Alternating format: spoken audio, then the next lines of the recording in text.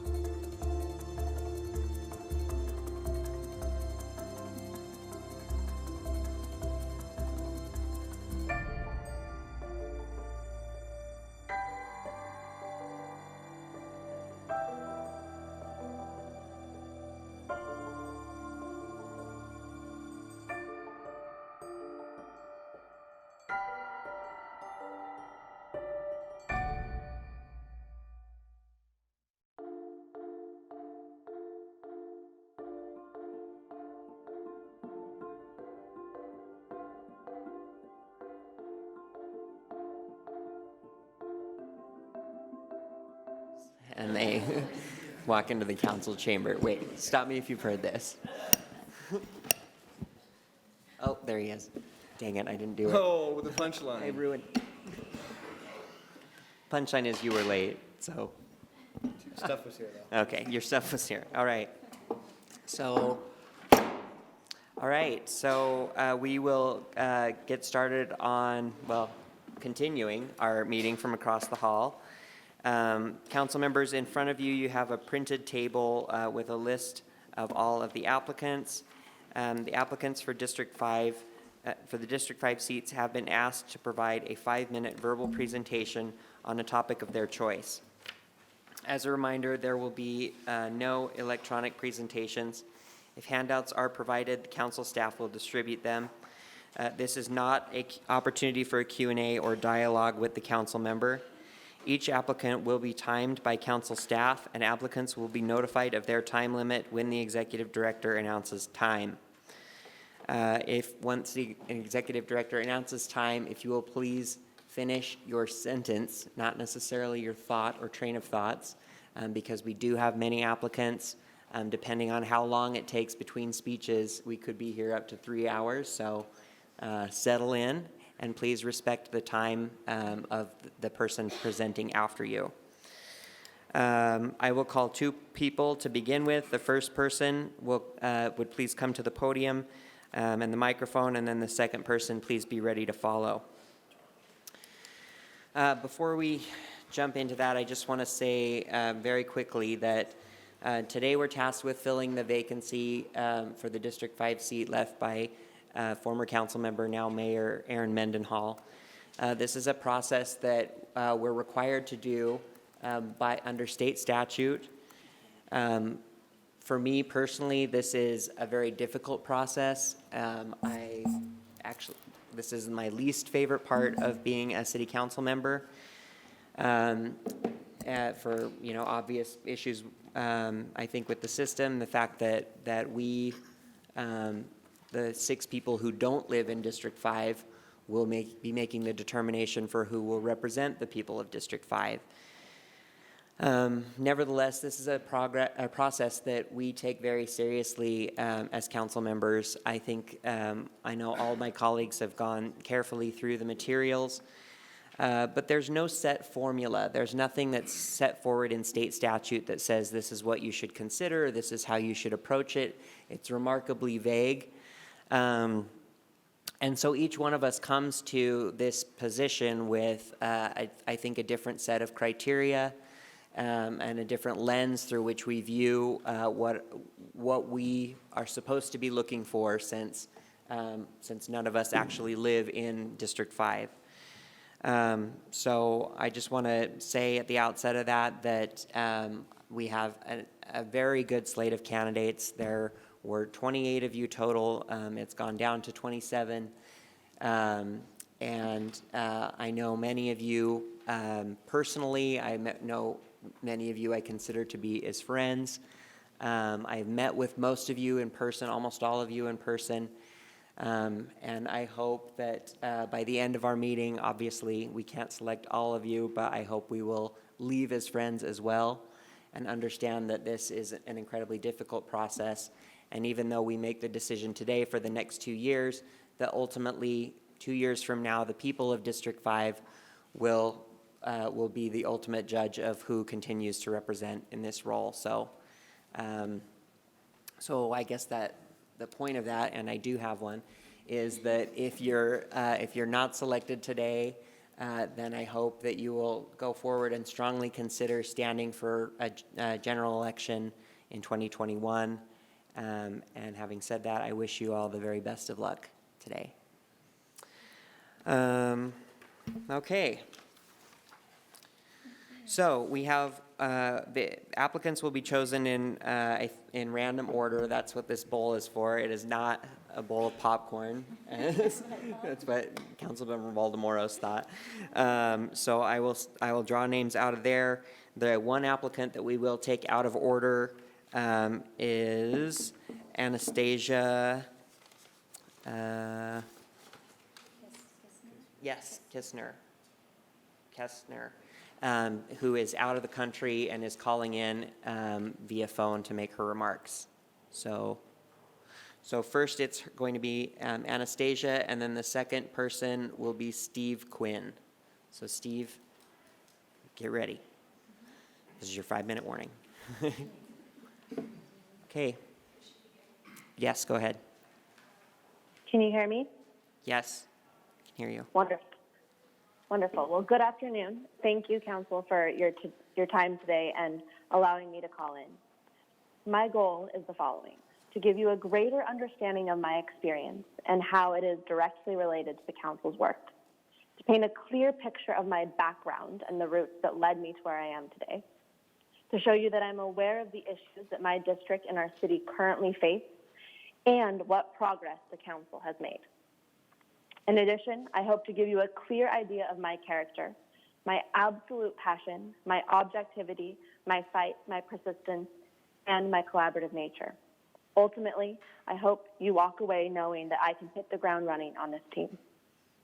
In some ways, I feel like my path was always leading me to serve. At a few months old, my parents took me to one of the first Twilight concerts on Abravanel Hall's lawn. I spent hours playing at Liberty Park, hiking through our Wasatch Mountains, and got covered in paint and glitter at the Utah Arts Festival.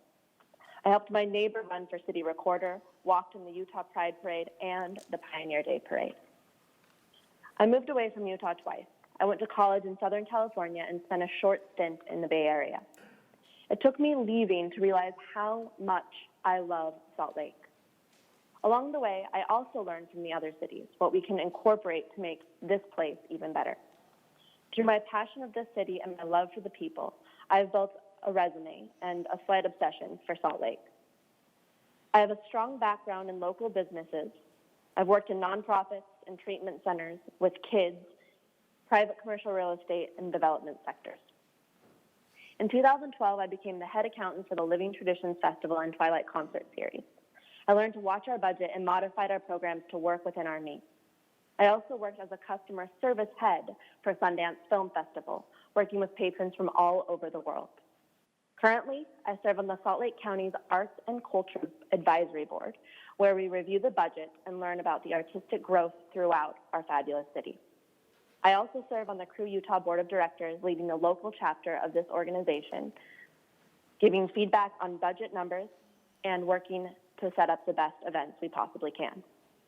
I am collaborative and I work as a team, which I believe has been absolutely essential in orchestrating the events for Crew, for Twilight, for Sundance. I've also been in front of many, many clients working as a team member to support and create a positive outcome. Over this time, I've learned to listen. I've learned when to ask for clarification, when to push back, and when to compromise. I understand our growth. Working in commercial real estate, I'm aware of Salt Lake City's shift from a tertiary to secondary market. Daily, we have investors looking to break in. Our state's birth rate has dropped from 4.3 to 2 births per person last decade. However, in-migration has increased substantially. Over 50,000 people move here each year, with the majority locating along the Wasatch Front. The Council has done a phenomenal job with the RDA to lay out great growth strategies and identifying sectors of our city for redevelopment. As our population grows and more companies locate here, we are increasingly faced with the challenges of air quality, homelessness, infrastructure constraints, and affordability, especially as people relocate with higher incomes and create competition in our housing market. It is key for us to stay in front of these challenges. I see the positive changes from Operation Rio Grande and truly honor the mayor and you guys, the council, for your quick solution of Sugar House's overflow shelter. We need to continue working with alternative transportation methods, supporting mass transit, continuing partnerships for incentives to increase ridership and help alleviate pressures on air quality. We must continue to strengthen our neighborhoods with organic, intelligence-supported growth. We should pride local and support the uniqueness of areas like 9th and 9th and Marmalade.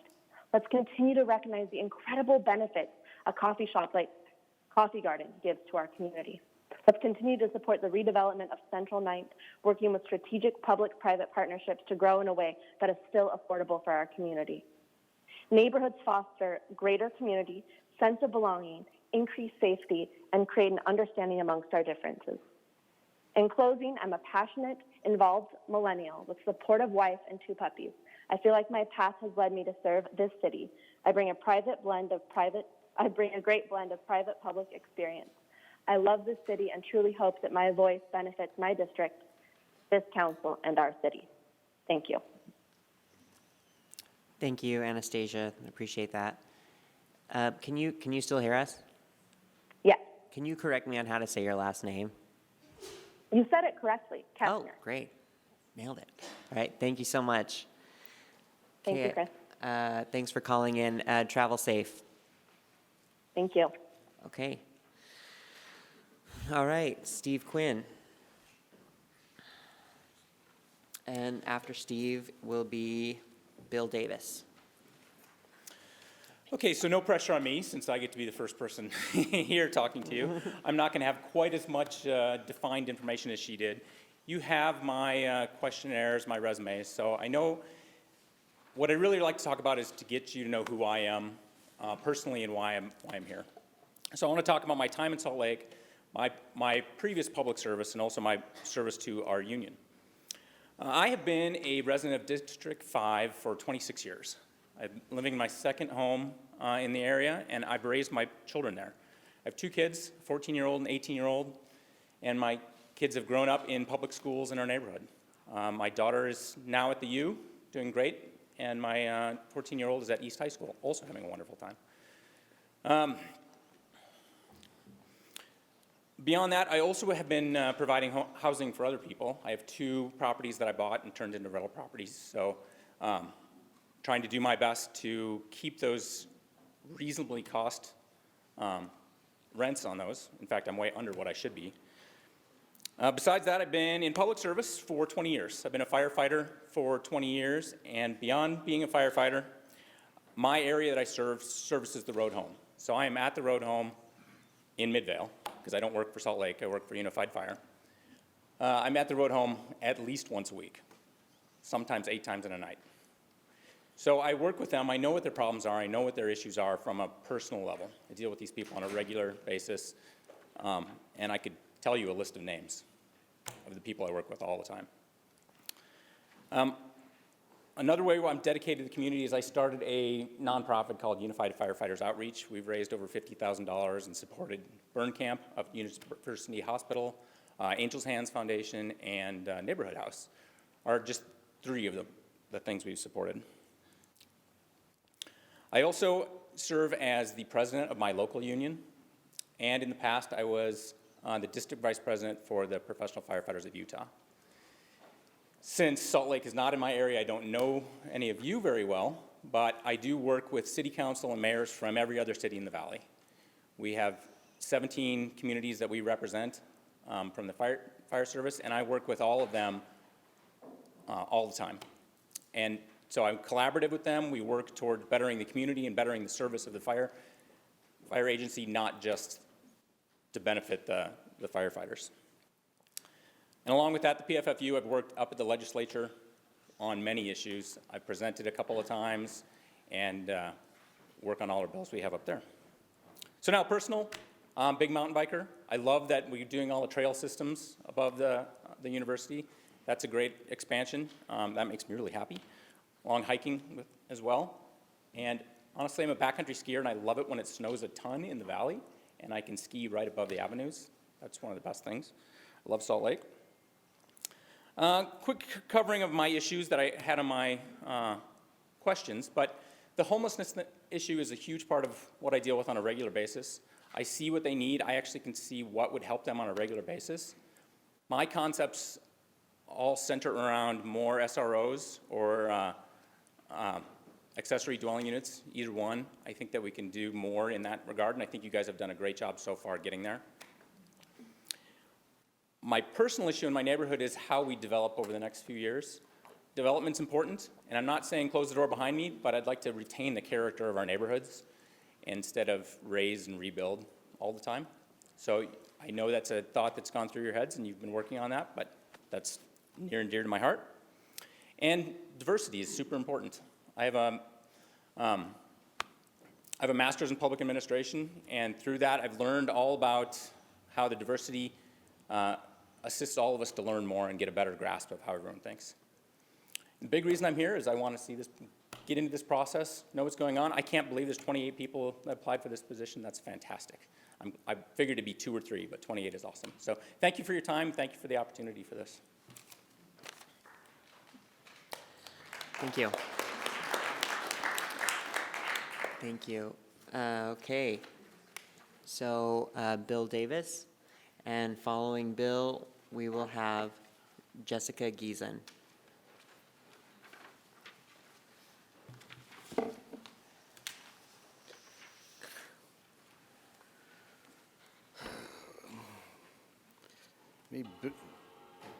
Me boot my computer up, it decided to turn off at a very inopportune time.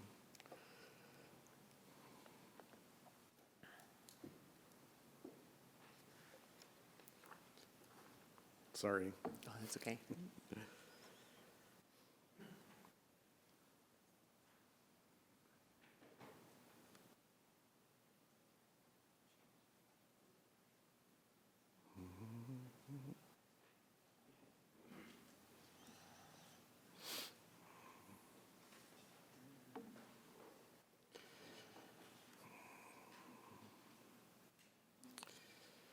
All right. Not sure how that happened. Jessica Giessen.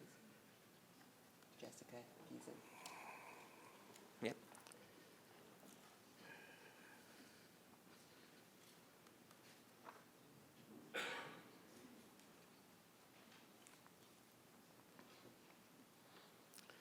All right, there we go. Okay. I've always noticed when there's no hurry to get your computer to boot up, it does it instantly. And if there is, it takes forever. I'll start my own timer here, too. All right. I'm going to start off by saying that I'm not bothered by public speaking. But on the other hand, I'm not sure I'm very good at it either, so we'll just have to muddle through together.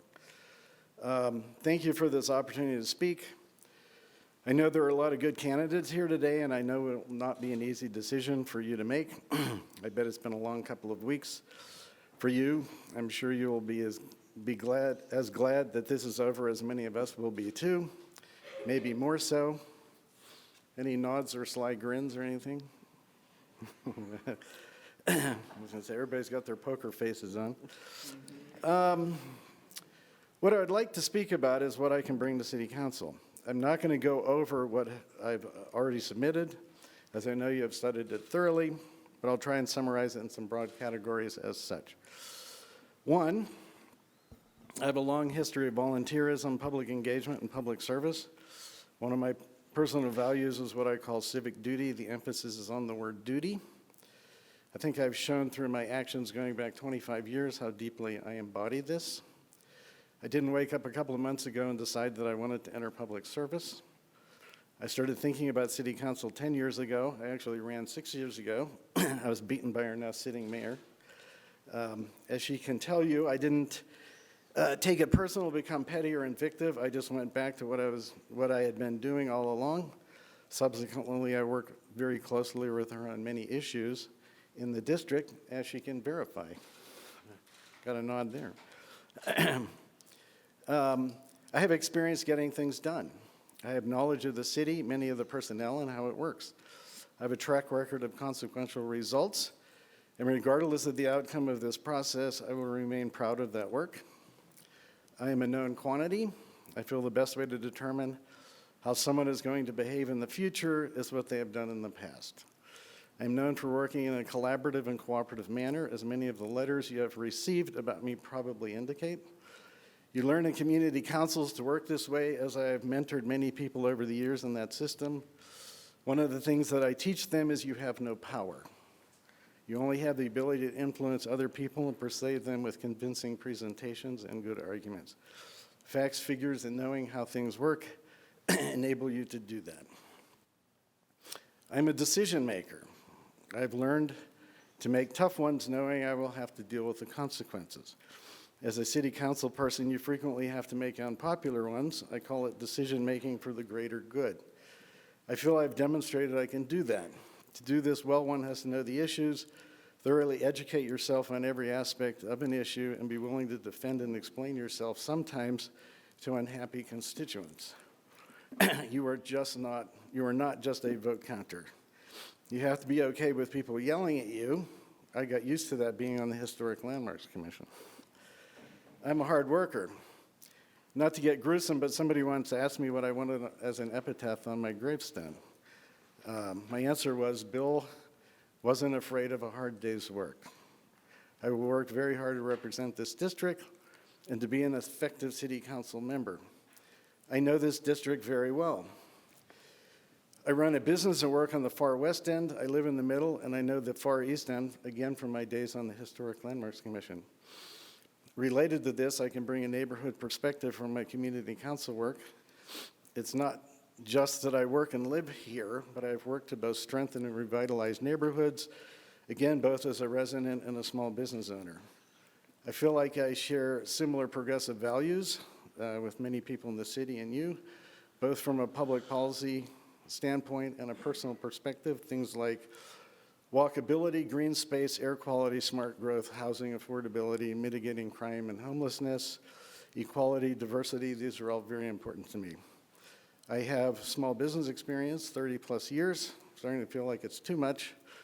Small business is the lifeblood of a great city. I believe that.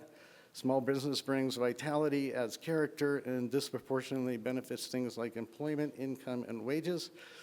I feel I can bring this experience to bear again for the greater good. Finally, vision. I think the role of a government official is not to just react to various issues that pop up along the way. Being a problem solver is definitely part of this job description. But I also think it's important to imagine what might be and can be and work to make it happen. Time. And help others to see that collective vision and work together towards it. Thank you. I'm short a paragraph or two, but I'll stop there because I think, no, I'll say this in conclusion. I'll be ready on day one. Thank you very much. Thank you very much, Bill. All right, Jessica Giessen.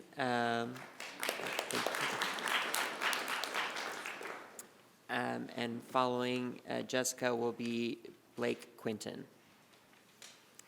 Hello, everyone. My last name, it's Giessen. It means, I'm sorry. No, it's good. It means health in Dutch. So if you sneeze, I'll say Gesundheit. So I just want to say thank you guys for doing this. I know it's a long day. I'm really excited to get involved in this, and I am brand new to local government. So however this plays out, I'm really interested in getting more involved and getting more excited about the community. I'm a Utah native. I was born and raised here, and I didn't necessarily think I would end up living here as I was growing up. But after I lived and traveled and worked in other states, and this seems to be a common thread among the people applying, they realized that Utah is truly an incredible place and wanted to come home. So I'm back, and I've been here for a number of years. I've lived in District 5 for close to 20 years at this point. My husband and I moved just about 2 years ago, but we only moved 3 blocks because we really love the area where we live.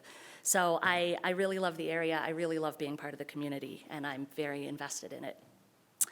I know that we have turned in our answers to things, but I just want to quickly say a couple of my top concerns and issues I think are beyond District 5. I think they're statewide. I think our air quality, everyone knows, is an issue that we have to address. We're consistently one of the worst states in the nation for air quality, and it's a real problem. And I don't know the answer to solving that, but I have some ideas. I would love to get more involved. I think the alternative renewable energy sources are a really great place to start. I think the public transit downtown is so incredible, and if we can make it more available across more of the state, especially as more people are working on the west end of the valley and farther south, that will help a lot. I'm a snowboard instructor up at Brighton Resort, and Brighton has implemented a van pool this year so that employees can carpool up and down so that it helps with the congestion and the traffic. I think if we can encourage businesses to do something like that, or encourage working from home on red air days, or find a way to incentivize stuff like that, I think it will help with the air quality a lot. The calling in running cars hotline, I know is a little bit controversial, and I know that they've gotten a ton more calls this year. I think if we can continue to inform people about the difference that idling cars makes, people don't want terrible air. People want to be part of the solution. I think just information and education will help a lot with that. I also think electric cars are becoming more available to more people, and if we can set the city up to support that with dedicated parking places and charging stations. I know there was a program for a while with hybrids to allow free parking downtown. I think that will get people on board. I really think people want to help, want to help, and if we can help them know ways to do it, they'll go towards it. I think another big issue for us is housing, and this is another one that keeps coming up with people. There's a lot of high-density housing going in, and I think that's great. It means that the state is growing, and that's great for economy. I think it does put a strain on the infrastructure, the underlying streets, roads, power consumption, water consumption, and I think we have to be out in front of that instead of, trying to address it after it's an issue.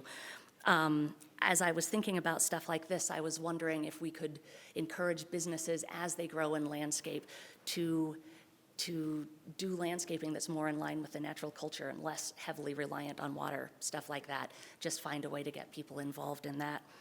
And that ties into another one that I'm worried about, which is the homelessness issue.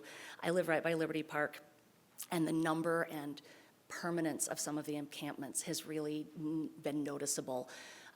Talking to neighbors and friends in the area, they have noticed an uptick in drug activity around the houses and feel less safe out walking dogs at night, and that's something that concerns me personally. If we can build transitional housing and some low-income housing into some of these new developments going in, I think we can really help people get back on their feet and help the city progress. I'm talking so fast because I'm a little nervous. But mostly that's it. I just wanted to say I'm really happy to be here. I'm brand new to this. I don't know the answers, but I'm really excited to get in and get to work. So thanks for your time. Thank you.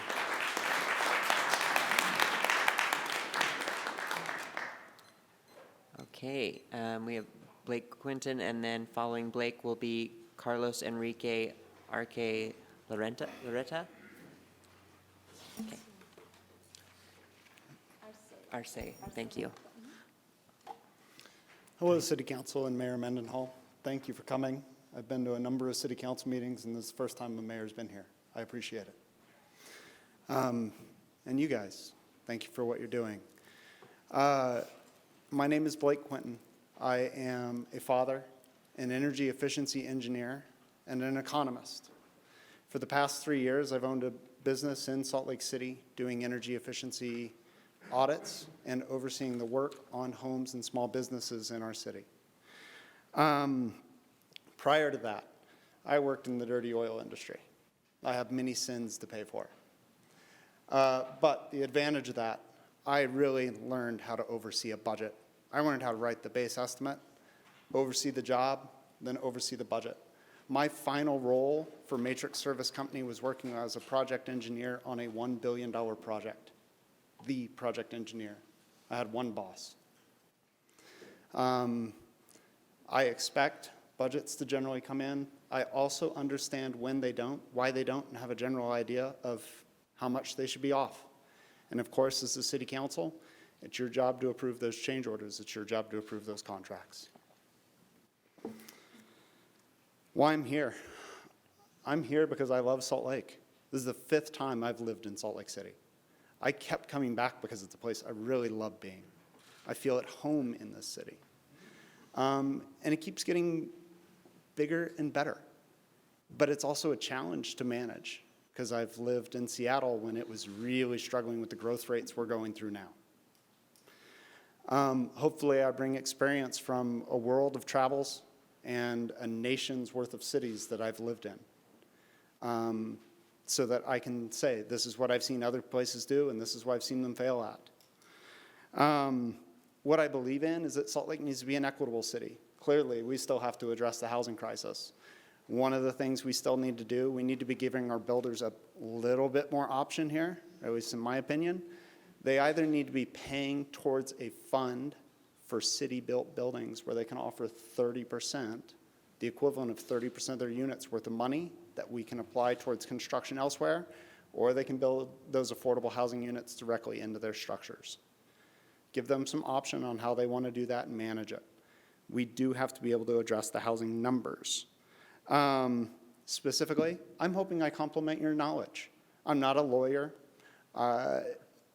but my knowledge of construction comes in handy, or at least I would think it would come in handy quite frequently. And I am here to make sure we get the best deal whenever possible for the citizens of the city. So that's as a member of the RDDA Oversight Board. It's as a member of the Planning Commission who's being talked to by developers to make sure they get upgrades in zoning or changes in the zoning so they can get their projects built. Or it's when we're selling city property.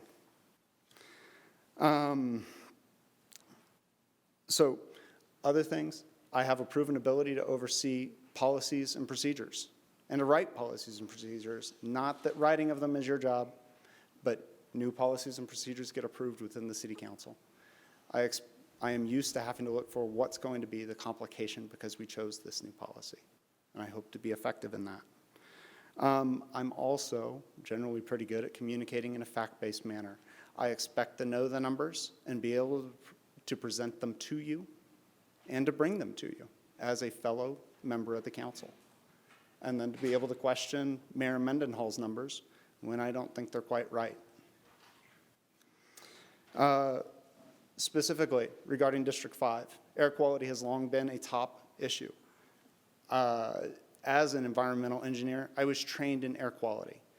If you want some specifics on what our city can be doing, I would like to see us go to the PUC and request that Rocky Mountain Power and Questar begin to target their money towards the most energy inefficient buildings.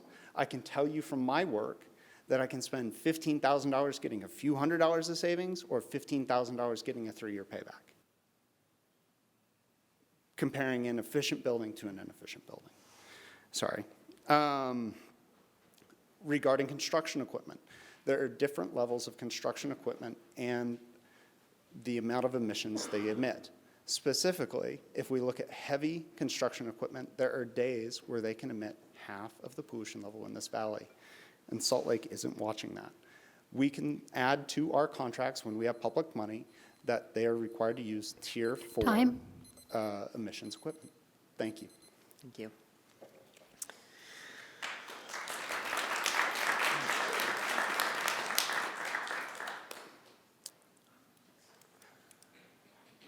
All right, we have Carlos, and following Carlos, we have Michael Aguilar.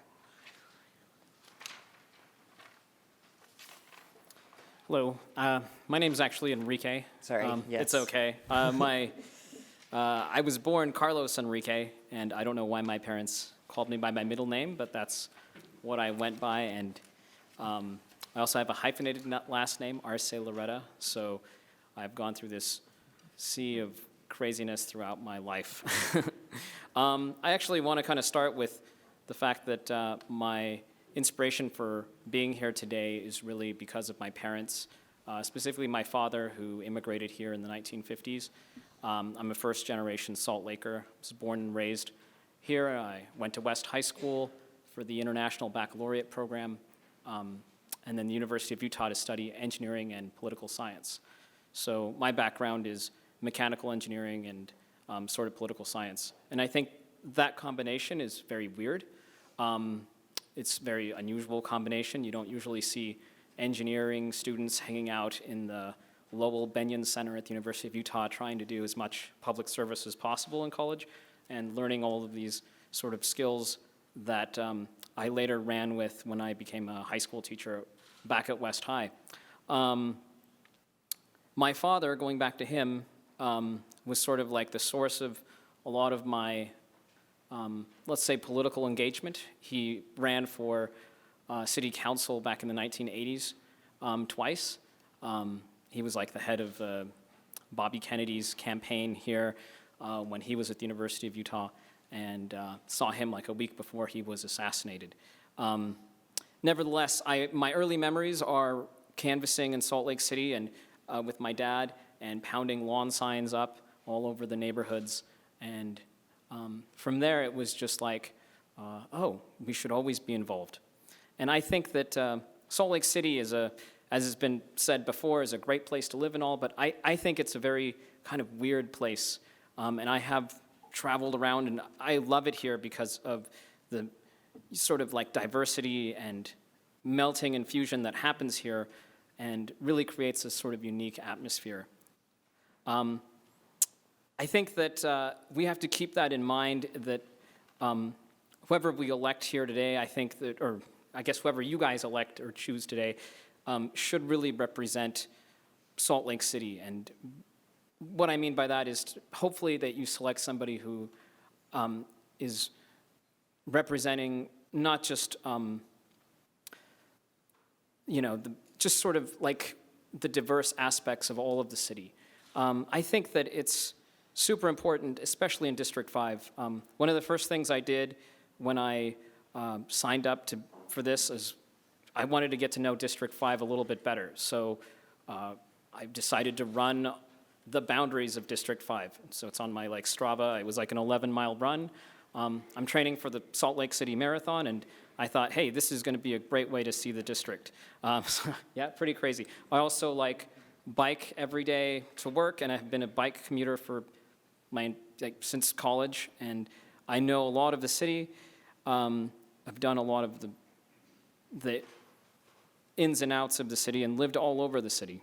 And I think that by looking at District 5, it's really just a microcosm. You have all kinds of industry.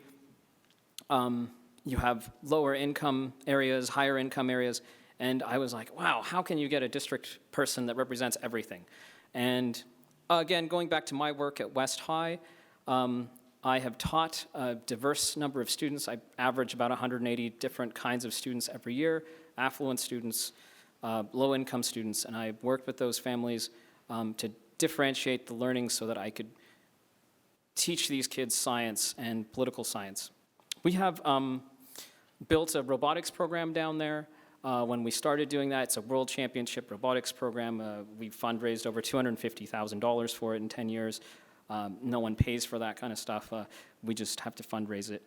I noticed that a lot of the same affluent white kids were coming into the program, so I worked tirelessly to build various teams for underrepresented students, for girls, and now we have a very diverse field of students. I think that I don't bring a lot of experience in city matters to the council, but what I do bring is critical thinking, problem solving. I've learned that through my engineering and work as a school teacher. I think that by choosing me, you choose somebody who is representative of the city and was willing to learn and work hard to improve the city. Thank you. Thank you.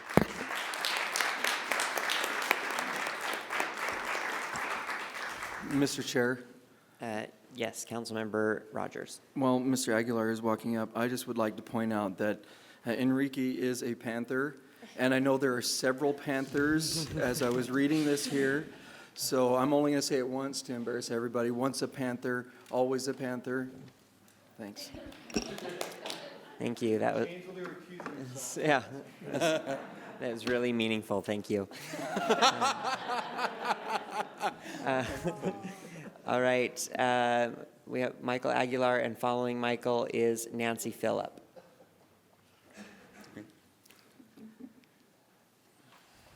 Mayor, members of the City Council, hello again. My name is Mike Aguilar, and I'm really honored to be standing here today, so thank you for the opportunity. When my partner Kelly and I decided that we were ready for this journey, I was so excited to tell people, and the question that I would inevitably get, well, the one right after, are you bleeping crazy, was why? Why do you want to run for public office? And I could have jumped into a monologue that describes my sincere desires to improve our air, expand and modernize our public transit network, or grow the resources available to homeless resource providers. I didn't. I didn't only because I wanted to start from a place that was so much more personal. I'm running for this seat because I want to continue to make a difference on the lives of others. Because you see, my journey hasn't always been that easy. And it's been because of the kind-hearted individuals who came into my life that I'm standing here today. As I was preparing for this speech, I recall the time, maybe 25 years ago, living with my loving single mother, who, through the courage of her own, escaped an abusive relationship to keep my sister and me safe. She is my hero, and is why I'm here. With no resources, we lived all over northern Utah, finding short-term housing that would meet our needs for a very small period of time until we were forced to move again. During this time of great uncertainty, we truly were on the brink of homelessness. And it was at that point that I saw the greatest of humanity, the compassion of local religious officials, educators, elected officials, just our neighbors that came to support us, left an undeniable mark on my heart, and is the reason why I'm alive today, and is the reason why I'm seeking this seat, and is the reason why I'm ready to knock on doors in 2021 for the same exact role. My grandmother used to tell me that the greatest gift that we can give to the community is to leave the world better than we found it. And for the past decade, I've been doing my best to do just that right here in Salt Lake City. Some of my contributions include saving the Utah Pride Center, a safe space and respite for Utah's LGBTQ community, and the host of one of the largest festivals in downtown Salt Lake City, an economic boom for local business. I couldn't nor I wouldn't let Utah Pride fail. I've worked with the Utah Somos Foundation to help secure and disperse scholarship funds for Latino youth. As a scholarship recipient myself, I know how critical those funds were for my success, and it was my honor to help give back to other Latino youth to help them pursue their educational dreams. I've helped the Malinois Foundation place 3 service animals with veterans in our community, the brave men and women who put their lives on the line to help in service to our country. I've unapologetically championed women's reproductive rights, and in fact, over the last 6 months, have raised $100,000 for have helped raise $100,000 for Planned Parenthood, which represents birth control for 400 women over the course of 1 year, birth control that wouldn't have been affordable to these individuals otherwise. And I volunteer every other day at a Title I school on the west side, helping 8th grade students work their way towards 8th grade math level competency, because when they reach that, they're 68% more likely to graduate high school. I love our community, and as you can tell from my diverse work, you don't have to just take my word for it. While I know this decision will be challenging, especially given and genuinely given the qualified candidates before you today, I hope that you will see the value that my personal journey, education, professional life, and volunteerism could provide. If selected, I will leverage my graduate degree in community leadership and my decades-long work and knowledge in volunteerism across dozens of charities in Utah to help inform policy to make the lives of our residents better. If chosen, I will bring my expansive network of business owners, philanthropists, and community organizations to help inform policy to improve the lives of others. If selected, I will use my professional knowledge in the automotive industry about what the future of the automotive industry is, which is an industry that's on the fast track to all electric. Given the quality of our air, there is no reason why only 2% of the vehicles on Utah's roads are hybrid or all electric. If chosen, I will bring the intersectional life experience of a gay son of a Mexican immigrant, the boy of a single mother, a person who lived life on the brink of homelessness, but through the support of others was able to forge a path for himself, a path that led him to stand right here before you today, asking for an invitation to join you. Because I know from the bottom of my heart that collectively we will work together to leave our mark on this city and make it better and leave it better than we found it. A city that is inclusive, a city that is vibrant, a city that is welcoming, and a city that is united. It would truly be the honor of my life to sit alongside you as a steward of Salt Lake City. Thank you.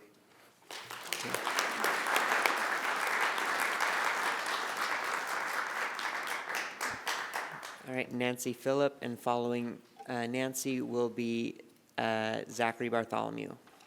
Well, good afternoon, and thank you for your time today. My name is Nancy Phillip, and rather than talk about what's on my resume, which you already have, I want to tell you more about who I am and what I will bring as a great partner to the City Council. It all starts with my mama. She was a tough-as-nails woman, raising 8 children, 3 of us by herself. She worked hard, sometimes 2 and 3 jobs just to make ends meet. That hard work paid off, and she was able to own several businesses in Utah, and she traveled the world. She loved travel. I, however, did not get her travel wanderlust gene. However, being born and raised in Utah, I knew that I wanted an experience outside the state. So I worked throughout high school at Lietz's Pizzas, a classic in the city, saved my money, and as soon as I graduated high school, took myself to Southern California. By myself, no friends or family in tow. Once I was there, I worked hard. I had a full plate. I put myself through undergraduate and graduate school. I worked through graduate school as an intern for the City of Laguna Hills, the City of Manhattan Beach, and the Compton Justice Court. I learned a lot about municipalities and government in those jobs. I learned about policies and how ordinances affect business, employees, and residents. However, the job that really paid the bills and taught me really the most about human nature was being a waitress, and it came with a great gig. It was a free meal every shift. Once I completed graduate school with my master's degree in public administration, I wanted to return to Utah. I wanted to come back to a city that was bustling and vibrant, open and inclusive, and diverse, and I chose Salt Lake City. I've lived here for 23 years. It's where I work, own property, raise my family, spend my money. It's where I call home. My mama raised me to be independent, hardworking, and a good citizen, and I'm raising my children the same way. The challenge is I've got 2 children in college, both full-time at the U. They struggle on student wages to find independent, safe, affordable housing. My mama always wanted us to have housing, and so I'm really excited about the work that the council is doing to help individuals just like my children create affordable, independent housing situations so that they can both educate here, work here, and also live here independently.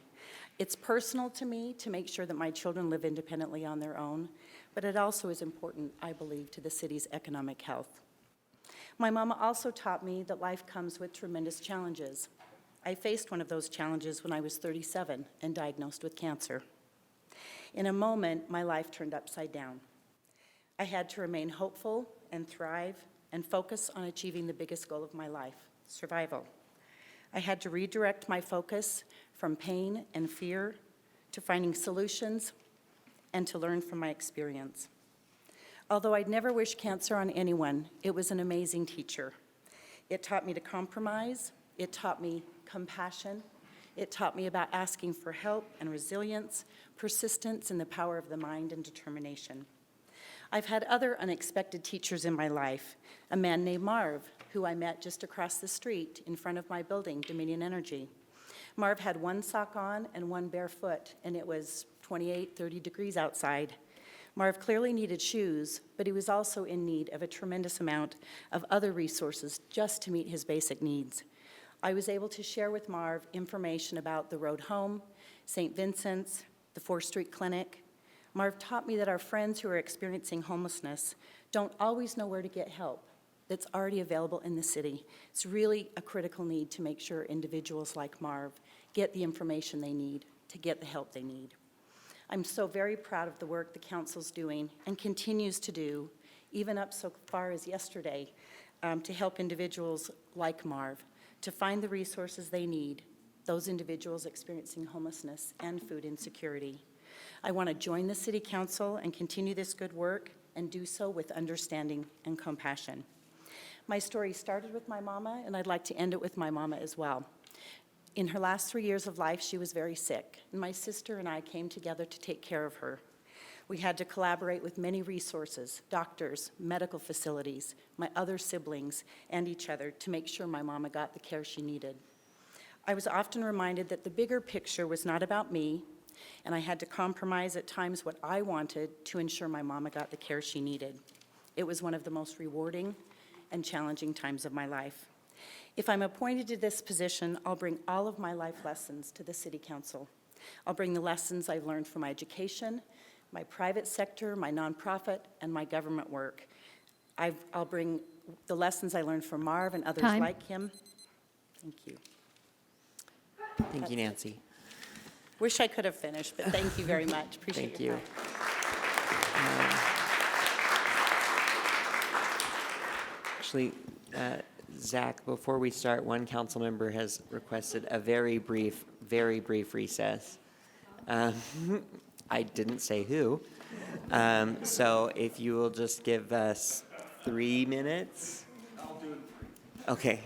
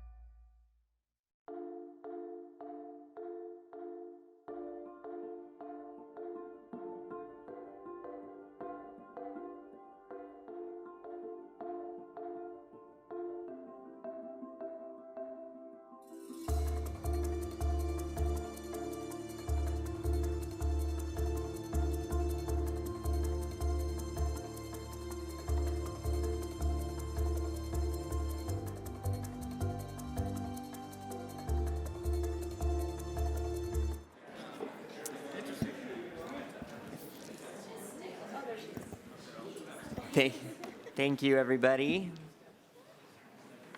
Amy made it back in 3 minutes, but.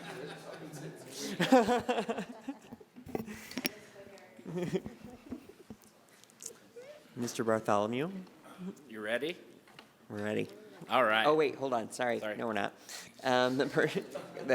Following Zach Bartholomew will be Clint Campbell. All righty.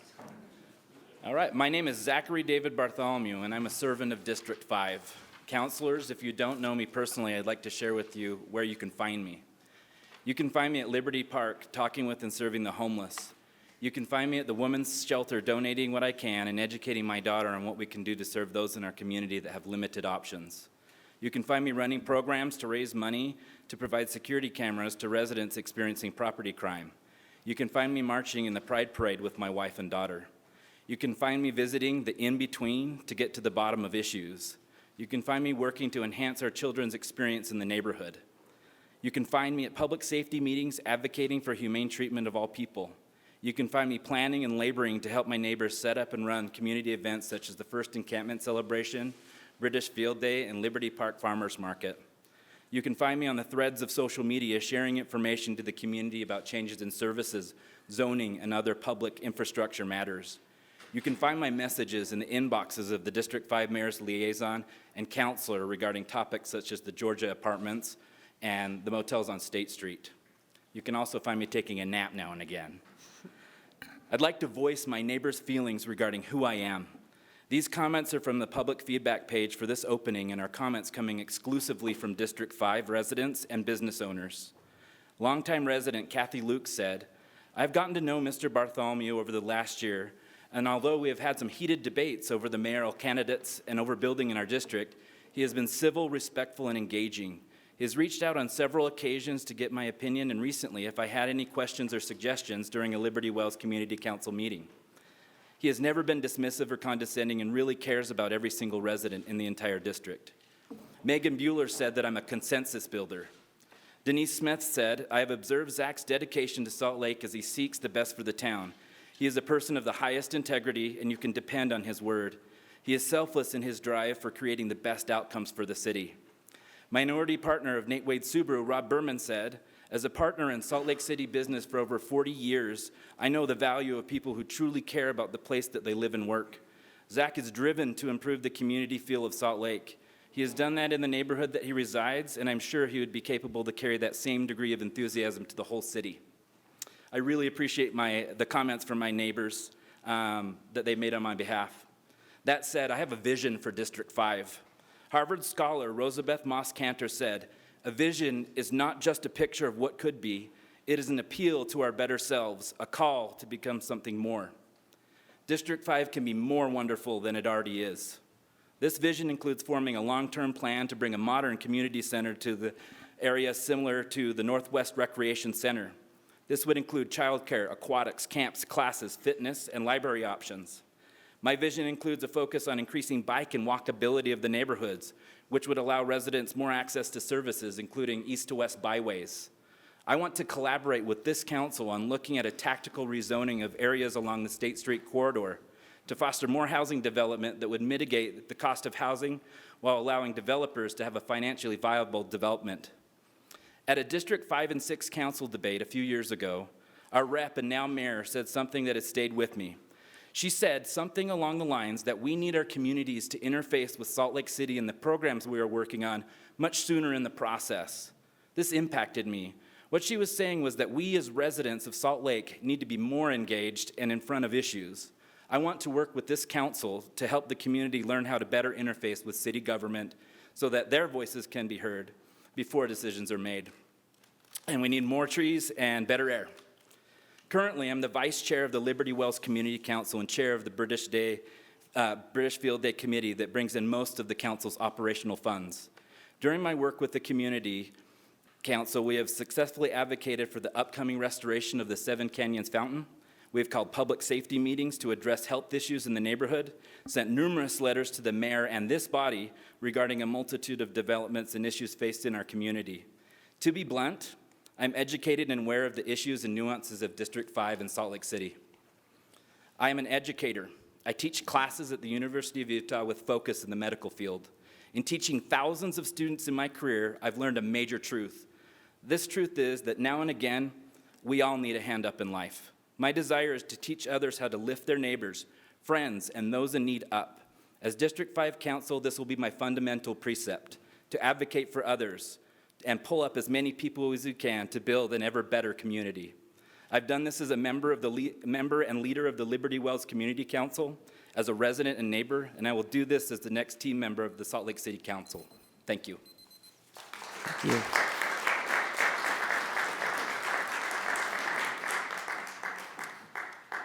All right, up next is Clint Campbell, and following Clint will be Darren Mano. Clint Campbell. Okay. Then following Clint, well, not following Clint, going right now, will be Darren Mano. Darren, do you need just a few minutes since everybody else got a couple minutes to prepare? No, I'm good. Okay, great. So following Darren will be Carol Joy McDonough. Good afternoon, council members, and thank you for your service to Salt Lake City. My name is Darren Mano, and I am humbled by the caliber of people in this room. Your decision will not be easy. On this day in 1942, 2 years after my home in the Ballpark neighborhood was built, my grandmother was living in California and pregnant with her third child, my father, who's in the audience. On February 19th of that year, President Roosevelt signed Executive Order 9066, which is what we now know as the Japanese internment. My grandparents chose to leave California voluntarily in order to avoid the camps. They sold things for pennies on the dollar, packed what they could into their truck, and left the rest behind. In my grandma's personal history, she wrote, "We just left our Christmas lights on the shelves in the closet because we didn't think we would have another Christmas." Now, this story is tragic, but it does have a silver lining. Though they had to rebuild their lives from nothing, my grandparents found a warm, welcoming, and safe community here in Utah. And though I do not always agree with our state leadership, I got chills when I read Governor Herbert's October 24th letter to President Trump, in which he wrote, "I encourage you to allow us to accept more international refugees in Utah. Those refugees who resettle in Utah become integrated and accepted into our communities. They become productive employees and responsible citizens."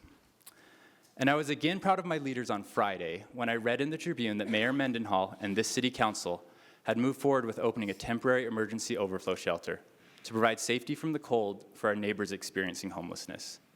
Thank you for doing that. I am motivated to serve my community because I want to help people.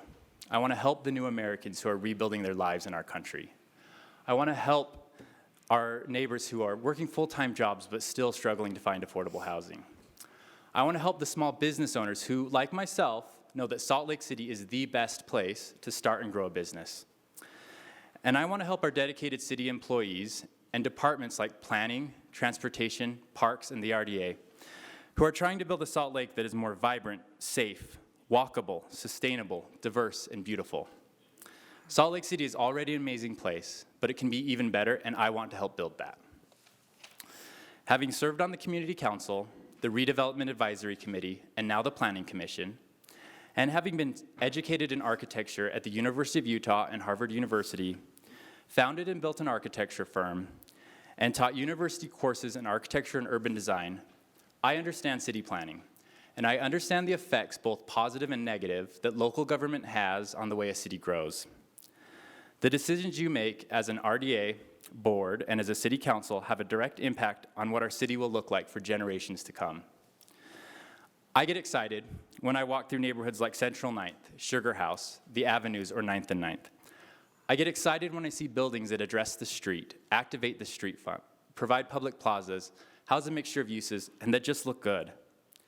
I get excited that there are neighborhoods in Salt Lake City where a person can rent an apartment during college, buy their starter home, build their dream home, and then retire to their ADU, all without losing the network and support that they've built within their community. And I get even more excited when I think of the potential that we have in Salt Lake City in areas like Station Center, the State Street Corridor, the 9 Line, or North Temple Fair Park, We can build those and other areas into vibrant urban nodes, each with their own unique character. I see a future Salt Lake City where residents from Dan Dugan's district will hop onto that high-frequency bus or ride their bike down the 9-lane trail to get over to Andrew Johnston's district for dinner on a Friday night, because 9th West will become a hub of authentic local restaurants. Or a Salt Lake City where residents from Amy Fowler's district will take a direct streetcar system all the way up to James Rogers' district for a night out, because Fair Park will have turned into a destination for local arts, culture, and entertainment. This is the Salt Lake City that we can build together. The decisions we make today will determine if that happens in 5 years, 50 years, or never. I understand urban design, I know how cities function, and I am ready and willing to serve. Again, let me express my gratitude for your service to our city. I know you love Salt Lake City as much as I do, and I am grateful that there are people like you willing to lead. Thank you.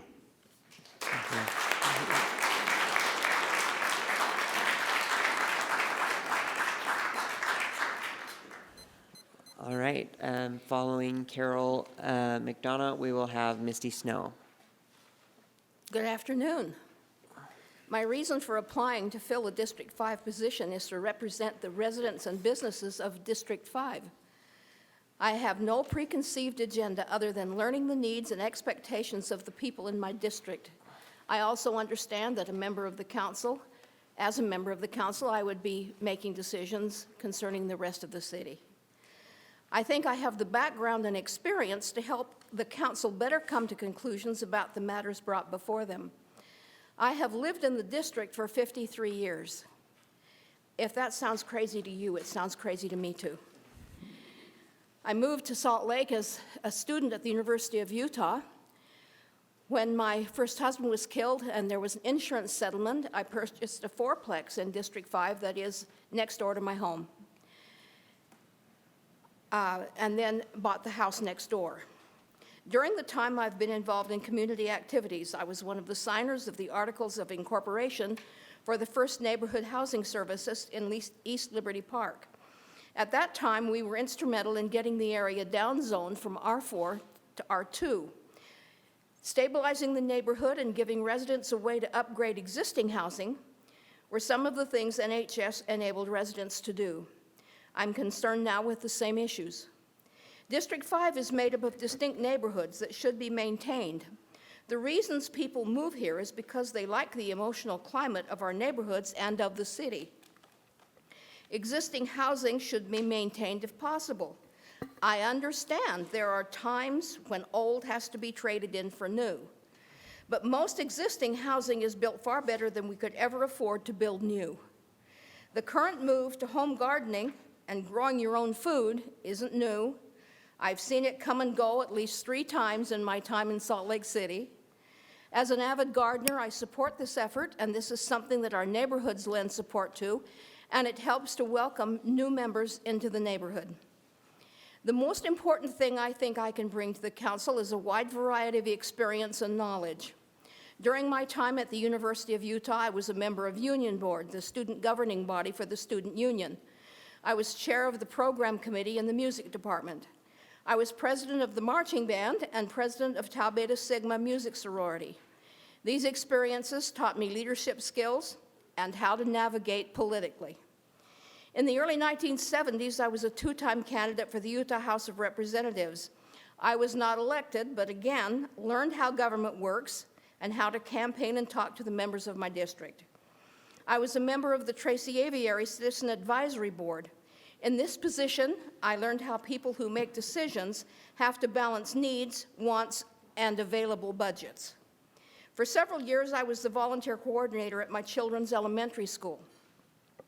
It was a rewarding experience to find how many people wanted to volunteer but didn't know how or were just waiting to be asked. I was an outreach worker for Salt Lake County Senior Volunteer Services. I was an assistant scoutmaster, and I taught junior high for 25 years. These experiences showed me the vast number of people willing and prepared to volunteer when asked. It also showed me that our young people are good. The vast majority are trying their very best to do the right thing and become contributing members of their community. I worked at Snowbird for a season and became aware of the impact the ski and recreation industry have on our local economy. This experience also gave me a different opinion about Airbnbs and the value of both to our visitors and to our economy. I was a member of Mormon Symphony until it was changed to the Symphony at Temple Square. I then joined Salt Lake Symphony, where I played in the percussion section for 10 years. Because of my involvement with music, I'm interested in the arts and how the community can support them. All of these things would help me provide valuable input to discussions that help answer questions and provide solutions to problems as a member of the council. I'd also like to add I've raised 6 sons, 1 daughter, a Navajo foster daughter, and taught junior high band for 25 years. All of those things taught me patience, which I did not have when I started out. And they also taught me tolerance, because I dealt with an enormous range of people in the community, both where I taught and in my neighborhood. Thank you. Thank you.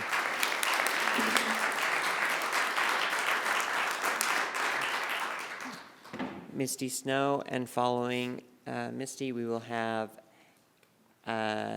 Alexander Zahara.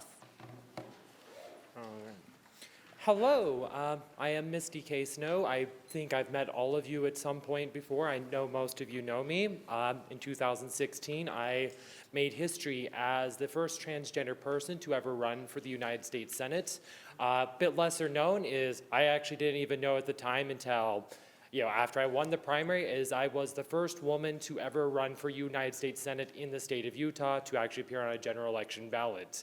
I double-checked it myself. I could not find another instance of a woman's name appearing on a general election ballot, not even as a minor party. So I thought that was, an interesting thing, because I certainly, when I was growing up, I certainly never expected to make history. I grew up here in Salt Lake City. I was born in Salt Lake. When I was in high school, I started high school in 1999. I actually started at East High, but I graduated from West. But in 1999, I was kind of dealing with my issues of being trans, and it wasn't, Salt Lake City, might have this reputation for being this welcoming community now. In 1999, in high school, they called Salt Lake City the most homophobic city in the entire country. To be a queer person or an LGBT person in a high school in Salt Lake City, it was controversial to have, non-academic clubs. I believe the city council at the time actually banned them. And that's, to see where the city has grown, to see where we are now in 2020 is very encouraging, but there is a lot more work to be done. I have a very different background from a lot of people. I am more of a working class person. I am a cashier at a grocery store. I, see things more from a working class perspective. I do not own a car. I have never owned a car. I get my primary mode of transportation is my legs. Sometimes I get rides from people. A lot of times I'll take public transit. So when you talk about issues affecting pedestrians, you talk about issues such as public transit, I'm a person that has firsthand daily experience with those issues. And I think it's an important perspective that I think is often missing from city councils like this, because they make decisions that affect pedestrians, affect public transit people without having, anybody with a daily experience of that. And I think that would be an important voice that is often unheard. Sometimes when we talk about issues of homelessness, I'm a transgender person. 20% of transgender people in this country have experienced homelessness at some point in their lives. I've lived with my mother right now. I've lived with my mother my entire adult life in the same house. That's where I'm registered to vote. Guess what you call Central City, Liberty Wells. That is, had my living situation been a little different, I could be a homeless person myself. Oftentimes, LGBT people are rejected by their families. Here in the state of Utah, there's estimated about 5,000 homeless youth in this state, and 40% of them are estimated to be LGBT. So homelessness is very much a transgender issue. It's very much an LGBT issue, and it's an issue I care a lot about, because had my circumstances been a little different, I could be one of those people. And I hate, and let's probably clarify, I hate when people refer to transgender people or homeless people or sex workers as one of those people, because they are our people. And I think we have to have compassion and love and understand that any one of us, if our circumstances are a little bit different, we could find ourselves in those situations. I think when we talk about, when I ran for U.S. Senate, one of the most important things I learned was the need for representation, the value of having a possibility model. I met a lot of people through that run and inspired a lot of people. A lot of people have told me they ran for office just because they saw me, that I was running. In Virginia, there is a woman named Danica Rowan. She is the first and currently only transgender person to serve on a state legislature. When she launched her campaign, she called me on the phone. I talked to her for an hour and gave her all the advice I could give because she wanted to run and she saw that it was possible.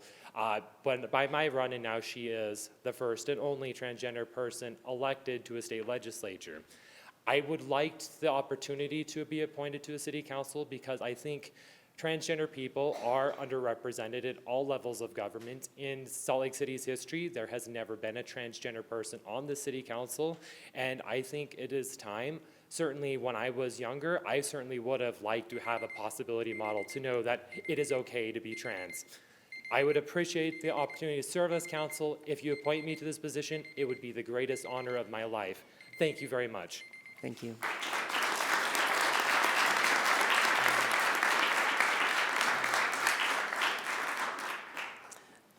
Alexander Zahara, and following him is George Chapman.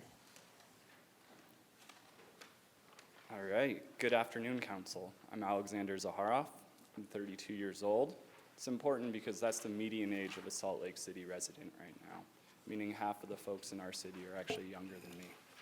I'm a data analyst, a husband, a competitive youth soccer coach for a Salt Lake City-based club, and I'm a proud resident of Salt Lake City.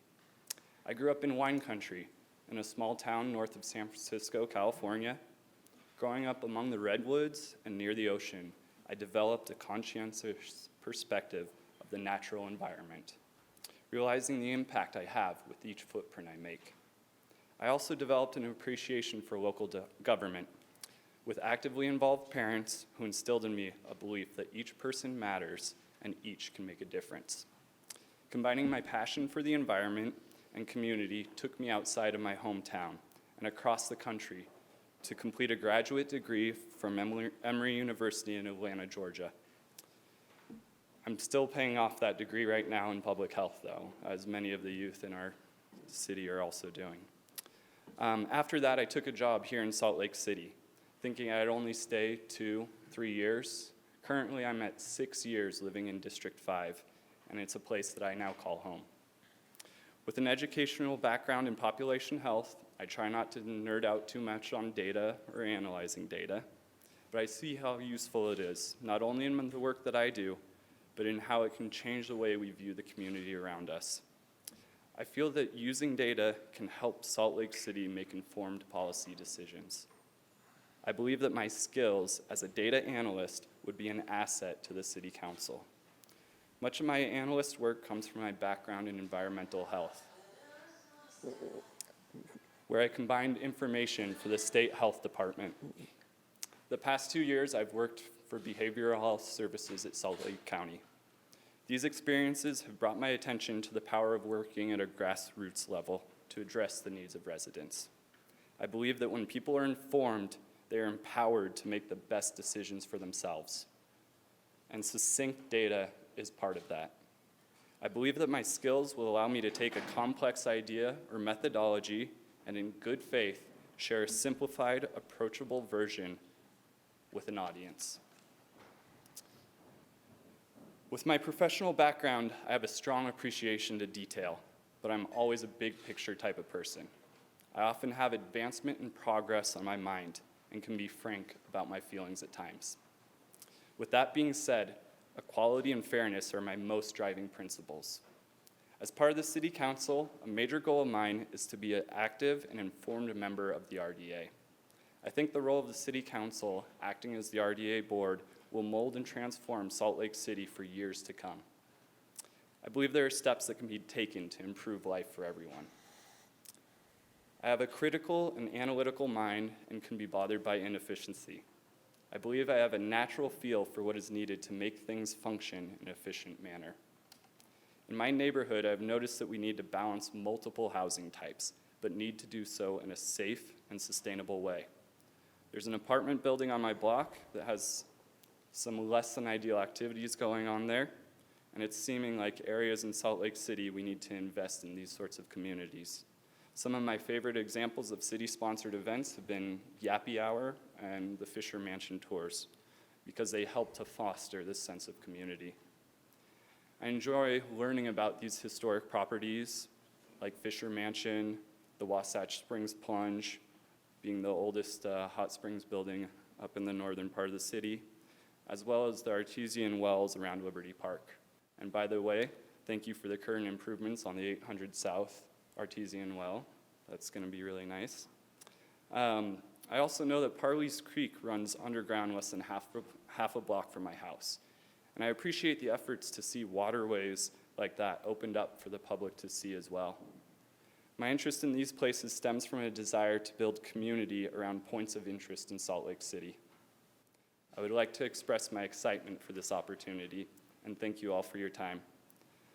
I would have regretted not applying for this position that I feel I would be able to thrive in. This is a beautiful city with wonderful people.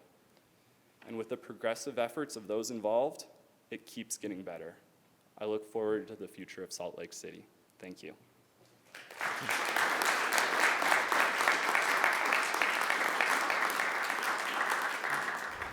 George Chapman, and following him, it will be Robert Comstock. Good afternoon, Mr. Chairman, council members, Mayor. My name is George Chapman, and I would love to be on the City Council, even if I'm not, though. I know the issues. You know me. You know that I want the issues to be taken care of, and I've had pretty good luck over the last 10 years working with the public servants of this city, trying to solve the problems of this city. I know the issues in District 5, specifically State Street is a lot like North Temple on crime magnet motels. In fact, Main Street Motel is owned by the same owner of the Gateway Inn on North Temple, which we're having a big problem with. The mayor's civil penalty ordinance was a great step forward, but we need to do more with the legislature, like Colorado did, that was able to get rid of a lot of their crime magnet motels. We also have problems with State Street CRA, kind of slow. 5 years ago, started the process on the RDA expansion for State Street, and it's taken 5 years to get to step 2. It's a little bit like North Temple, and I'm hoping the issues with North Temple will show how to speed up State Street as a Grand Boulevard. I think North Temple and State Street should be the Grand Boulevards for Salt Lake City. North Temple in particular needs to speed up its development, and the $400,000 at the RDA that is from the tax increment should be used for increasing personnel to speed up the permit process. You cut permits from 120 days to 60 days, I think, in the last couple of years, but I think it needs to go down even further, and you need personnel for that. But I want State Street to be speeded up on redevelopment, and again, North Temple should be the lesson for that. I also think we need to reroute the Green Line onto 400 West, and I'm hoping that the inland port, as much as a problem it is developing into, inland port tax increment can be used for that. It should be used for that, and I'll give you an honest issue there. The legislators are already thinking about that, so you should be talking to them about it. The issues in District 5 also include demolition ordinance needs to be changed. The whole city has a problem. District 1, 2, 4, and 5 have problems with vacant buildings, boarded up buildings, and there's no reason why Salt Lake City should own a building for more than a year without it being either torn down or sold to somebody else. We should not be owning all those properties. The other problems on, for instance, District 7, which applies to District 5, we need an east side precinct, but we need to increase the land budget fast, or we're going to end up like we did with the downtown park, nowhere. So please increase the land budget for the East Side Precinct. We also need to protect small businesses in Salt Lake City. But in Salt Lake City, the 11th East Corridor, the last remaining Sugar House eclectic businesses are going to go bankrupt in a few months if we don't do something about it because of the road construction. And speaking of road construction, I still think that the west side of Salt Lake City is not getting the road repair that they should get. I'm looking at the map from a couple of weeks ago, your meeting, that showed the west side not getting that much. We need more maintenance, more than complete road reconstruction. There are some roads that are just, if you want mass transit, you go bouncy, bouncy, bouncy on the bus. That doesn't make sense. That doesn't encourage mass transit use. So I'd like to see more mass transit use, and I've been an advocate for more mass transit use for 10 years. Unfortunately, UTA is pushing on projects right now. We're down 100 drivers, and we can't expand service, and that's wrong. Thank you for expanding service on the 9 line. I was pleasantly surprised about that. I was really surprised about that. The other issues, of course, are, there are a whole bunch of issues. You know I know these issues. I do the blog at georgechapman.net, but I need to say something really just out there. I want to be on the council, but I also want Rick Graham to work for me again. Rick Graham is the ultimate public servant. I mean, I remember almost 10 years ago, if I had a problem, anybody had a problem, they'd call up Rick Graham, he'd jump on it and try and fix it. I want Rick Graham to work for me again. I honestly thought he'd get an offer he couldn't refuse from the mayor, so I signed up. But Time. Rick Graham would be a great asset. Thank you for your time. Thank you, George.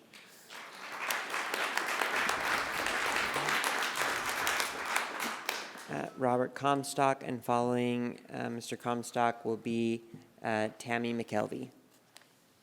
Okay, everybody, wake up, open your eyes. Council, before I start on my qualifications, I would like to mention just something I've observed today, and I hope you've observed it too. What a tremendous pool of applicants we have here, and I'm thoroughly amazed. And I hope that all of us, including me, if we don't get this seat, will continue to participate in our government. This is very encouraging, and I believe we're going to find some solutions. I moved here 44 years ago. I was 23 years old, 44 years ago.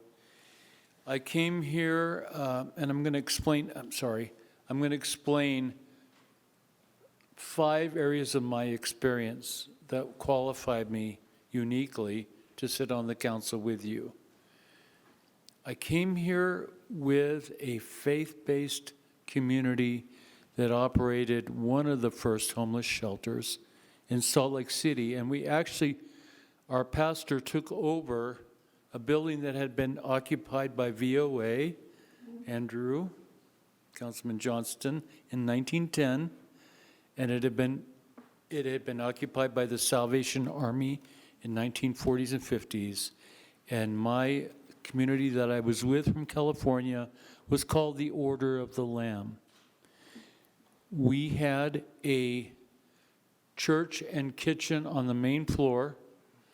We had married couples with children on the second floor, and single men on the third floor, and another shelter for single women and mothers on 9th East and Perth South. I got on the board of directors of Calvary Chapel of Salt Lake City, and we operated a homeless shelter for single women and single mothers. For a total of 11 years, I was hands-on involved with the homeless. And then I was on the board of directors. The second pillar of my experience was, for well over 15 years, I have been a chaplain in youth and adult corrections. And a consequence of that, I started a nonprofit organization to be interdenominationally supported to provide therapeutic programs for teenager, at-risk youth. The third part of my experience was I am still, to this day, for 20 years involved in the Utah Hispanic Democratic Caucus. I have here a button with a picture of my mentor, Robert Archie Archuleta, who recently passed, God rest his soul. And Frank Cordova was one of my primary political mentors as well. I have been a public school teacher for 14 years. And I am also working class. I think Misty Snow mentioned she's working class. I have been working class in terms of earning a living all my life. So I'm very empathetic to the needs of the lower middle class and the homeless and the minority communities and the young people that are at risk and enter prison. That's my experience. That's the experience I bring to this council if I'm chosen. And I'm well acquainted with many of these candidates. They're all amazing. I hope I can be amazing too if you pick me. I think I've covered it all. There are specific solutions I will bring for the homeless issue. I was talking with Chief Brown about an hour and a half, a man who cares deeply about what's affecting and making people homeless. And the two other components that need to be included in serving the homeless are employment programs and mental health and substance abuse recovery programs. Those are essential. And I was also with the Salt Lake City Police Department. I installed over 250 solid core doors on the west side to prevent break-in. I installed 500 deadbolts. And also I was trained, the reason I will serve very well with you, I was trained as a facilitator by the United States Postal Service in employee management relations. Thanks. Thank you, Mr. Comstock.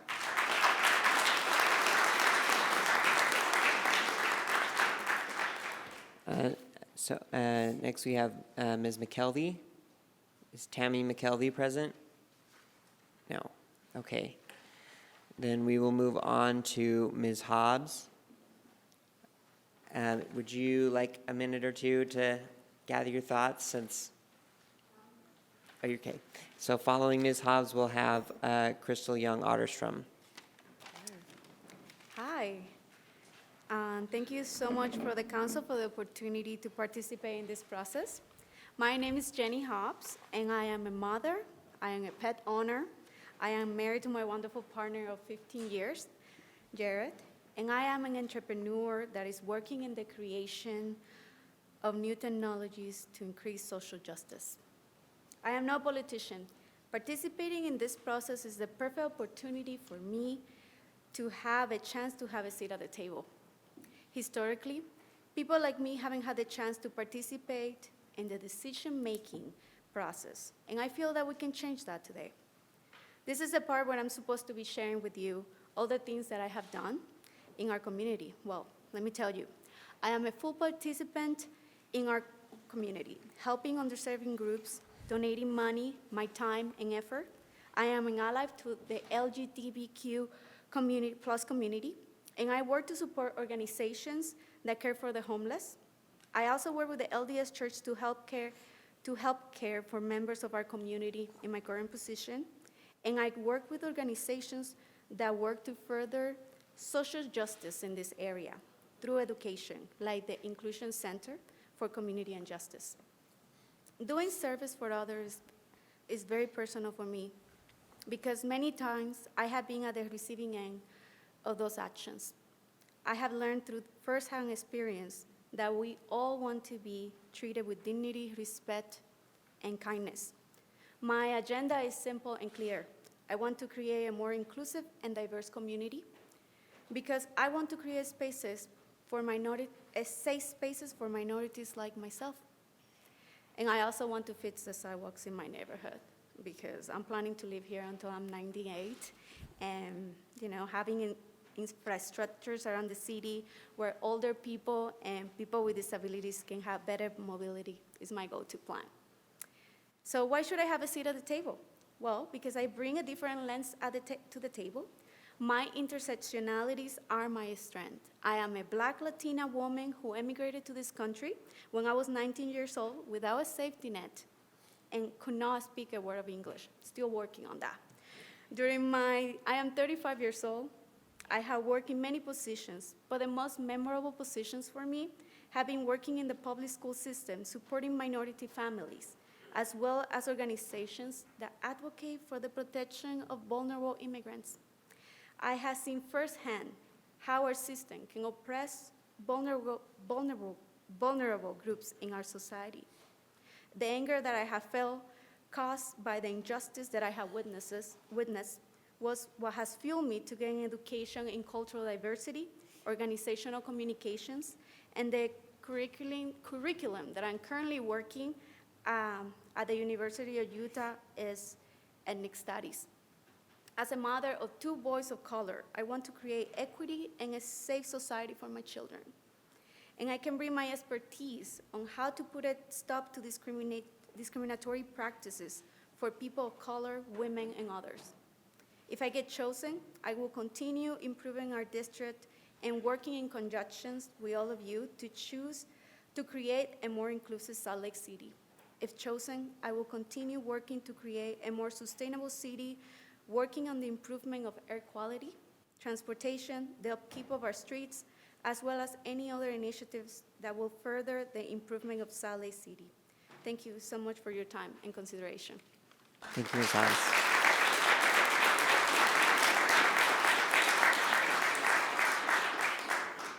Thank you very much, Ms. Hobbs.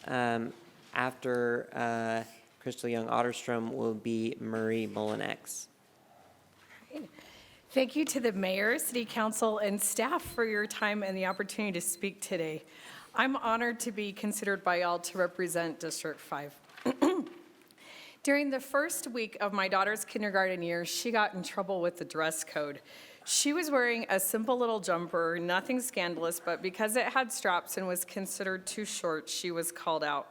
Her teacher was just doing her job, but Betty was shamed in front of the class, and she was forced to wear a baggy t-shirt for the rest of the day.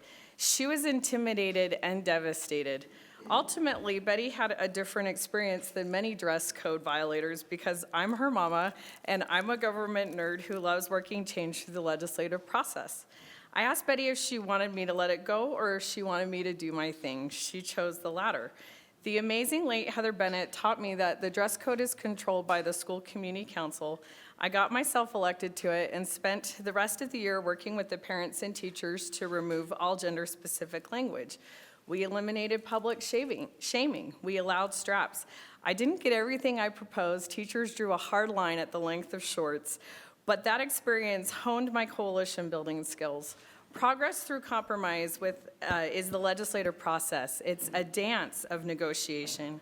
We formed a strong relationship with that teacher despite that early disagreement because that's how we roll. And Emerson Elementary remains with a much approved dress code, and I continued to serve on the SCC for another 3 years. I share that story because it illustrates my approach to governance and my ability to impact statute as an advocate. I am so impressed by my colleagues here before you today, and I don't envy you the job of choosing between us. If you appoint me as your colleague, I'll strive to build common ground as well as identify creative solutions to complex problems with my signature personal brand of pragmatic progressivism, hard work, friendliness, and guts. I'm not a jerk. Indeed, I would be honored to serve with you. By the end of my presentation, I hope you'll feel confident that my skills, experience, and network will be an asset to your work as you tackle the problems and opportunities facing Salt Lake and your districts. I have knowledge and experience in all levels of government and indeed have worked with all of you on a number of issues over the years. I understand the duties and responsibilities of the City Council. If appointed, I'll hit the ground running, and I'm always conscientious that I still have much to learn.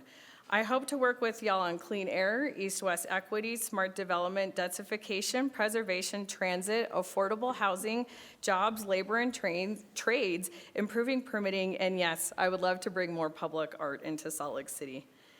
In the arts world, we're nothing without creativity. I adore creative, multifaceted solutions that yield more than one outcome. One of the first projects coming up for the council in 2020 is the Transportation Master Plan. I'd like to see an approach that addresses multimodal transportation with an emphasis on public transit. Particularly, I hope that our plan will address better east-west commutability. I think it's impossible to improve our west-east equity problems if it's overly difficult and time-consuming to get from one side of the city to another. I'm a compulsive doer. I have strong relationships across the state, Salt Lake, and District 5. I've long been someone the neighborhood turns to when they need help, be it a turning signal or a pothole. I'm an effective advocate. I've worked with elected officials across the state on both sides of the aisle on everything from LGBTQ rights and gender equality to clean air and affordable housing, and of course, with my deep and burning passion for the humanities and arts. If appointed, my relationships at the Hill will be an asset for Salt Lake City as we work to maintain local control of our land use, taxation, and regulatory authority. I also understand budgets from running a small business and a small nonprofit, as well as through my board service, where I might have an addiction. My love of the humanities and arts is truly a love of humanity and life. It's a love of our stories, histories, beliefs, emotions, trials, and values. My actual artistic training is as a composer. This background defines my approach to politics. As I write music, there are rules to follow, rules to bend, rules to break, new rules to create. There are disparate voices and ideas that have to come together as a whole. Sometimes those voices find beauty through consonance, others dissonance. Some voices need to be elevated, some need balance, some are the chorus, some are the soloist. Some need to be combined with other voices in new and interesting ways. Consensus, balancing diverse voices, and bridge building. What I do as a composer will guide my approach to the legislative process if appointed as a city councilor. Thank you so much for your time and consideration today. This decision is yours, but if it helps, I am supported by residents of the district, and you have before you a letter. Time. Thank you so much for your time and consideration today. Thank you.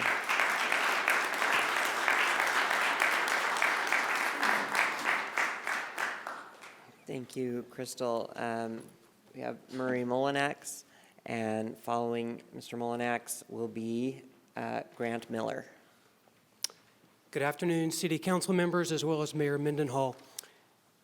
In my resume and my letter of introduction, as well as the answers to the written questions, I referred to being a surety bond underwriter many times. I'm going to try to explain what that is and try to tie it into being on the City Council.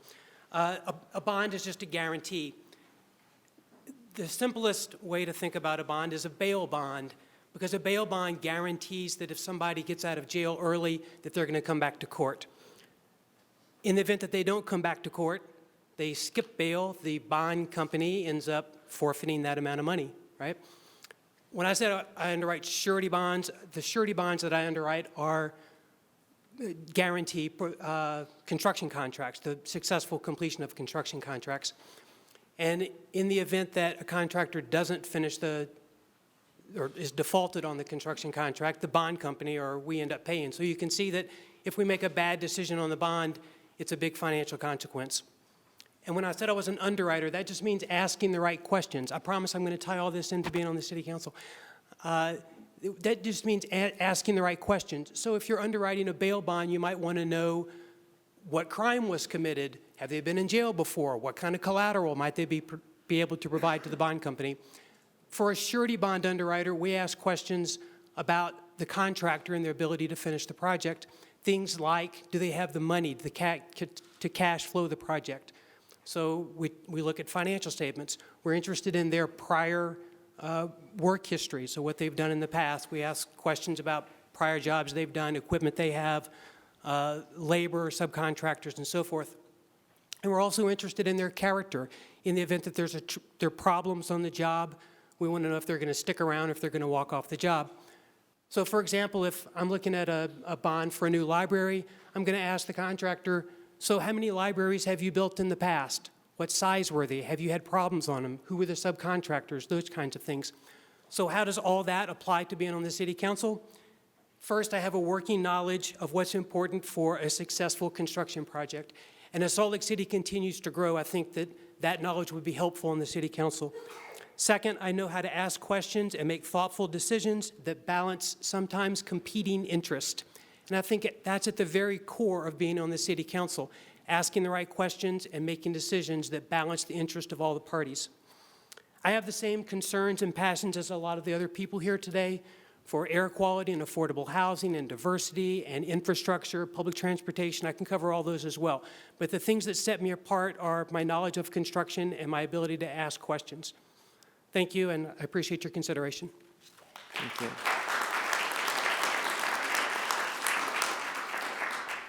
Thank you, Mr. Mullenix. After Grant Miller, we will hear from Amy Hawkins.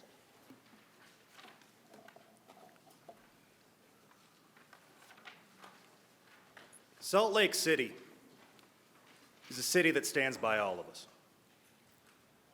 My name's Grant Miller, and if you look at my application, you'll see they have a really funny name, middle name. Amjad is how you pronounce that one. My mother wanted to give me a name that was reflective of the fact that I'm both Arab and American. She was born in Bethlehem on the West Bank, and she left the region because of the conflict. She ultimately came to the United States, like so many others do, in search of a safe and productive life. She met my father, an urban forester in rural Wisconsin, and they started a family. When I was a year old, my family moved westward in search of opportunity, and we found it here in Salt Lake City, in a little bungalow on Bryan Avenue. Now, my family's moved a lot since then, and I learned a lot growing up as an Arab American, particularly in post 9/11. 2001 was a turbulent time for my family, particularly my mother. Other communities changed the way that they treated us because of the racial stigma. It's why we moved back to Salt Lake City. It's because we knew that Salt Lake City was a city that would stand by us. My parents laid the foundation that enabled me to go to law school. It was there that I learned the importance of being open-minded, of professional discourse, to understand both values of an issue, and to appreciate both sides of that issue. I never thought I'd wind up on the other side of law school as a public defender. But I met some attorneys as a first-year law student that taught me the importance of standing in a corner that no one else is willing to stand in. Because only when you stand in that corner can you discover a person whose society has long since turned their back, who is now facing a system looking to extract a pound of flesh in which they've got nothing to give. And without someone in their corner, they don't stand a chance. They don't stand a chance to get to resources, to get to recovery, to expand that window of opportunity. I've taken that value set of community outreach and taken it into other community outreach efforts. I joined the Young Alumni Association Board, where we created scholarships for law students. I joined the expungement clinic, where we drafted petitions by hand, so that way we could clear records so people get better jobs and housing. For the last year, I've been chair of a program called Wills for Heroes, where we draft estate plans for firefighters and sworn police officers, free of charge, because I believe it's important to stand by all members of our community. Now, if you choose me for city council, you'll find me to be open-minded and amicable. As a public defender, I've been no stranger to fighting the difficult fight. I've been no stranger to fighting an unpopular fight. Now, I am a stranger to designing city flags. That one was new to me, but I did my best. Notwithstanding, I'm familiar with city government as well. As a law student, I interned at the Utah State Senate, and as an attorney, I've dealt with the city's agencies and judiciary. Now, we're Salt Lakers. We know that government is not the answer to all of our problems, but we do know that if we streamline our resources, we can better provide shelter for those who don't have it. We can better provide housing for those who can't afford it, and by doing so, we will create opportunity for those who deserve it. Because Salt Lake City stands by all of her citizens. Salt Lake City stands by transgendered individuals who don't feel safe in other communities. Salt Lake City stands by refugees who are looking for safe harbor. Salt Lake City stood by a young urban forester from Wisconsin who was looking for a job. Salt Lake City stood by a young woman from the West Bank looking for a safe and tolerant community to raise her family. And now I'm asking you. I'm asking you for the opportunity to stand by the city that has always stood by me. My name is Grant Umjud Miller. Thank you.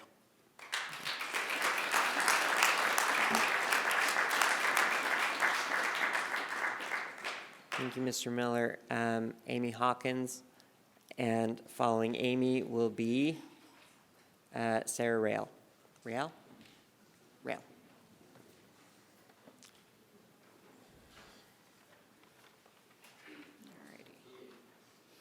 Hello, council members. First, I'd like to thank you for taking the time to consider all of our applications while you've had significant city-level issues to manage, like the new temporary homeless shelter and Sugar House. And given the quality and number of the candidates that the council has, you have a tough decision to make. I'm a community leader, a scientist, and an educator. I moved to Salt Lake City in 2011 to work in a research laboratory at the University of Utah, and like so many others, stayed for the quality of life here in this city. I became a scientist because I wanted to work on biomedical research questions that could affect positive change in people's lives.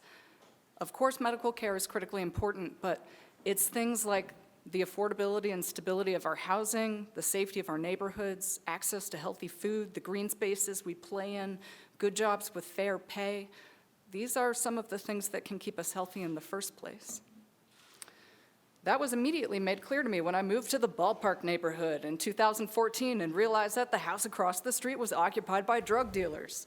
I quickly helped revive a neighborhood watch group with long-term residents of the community.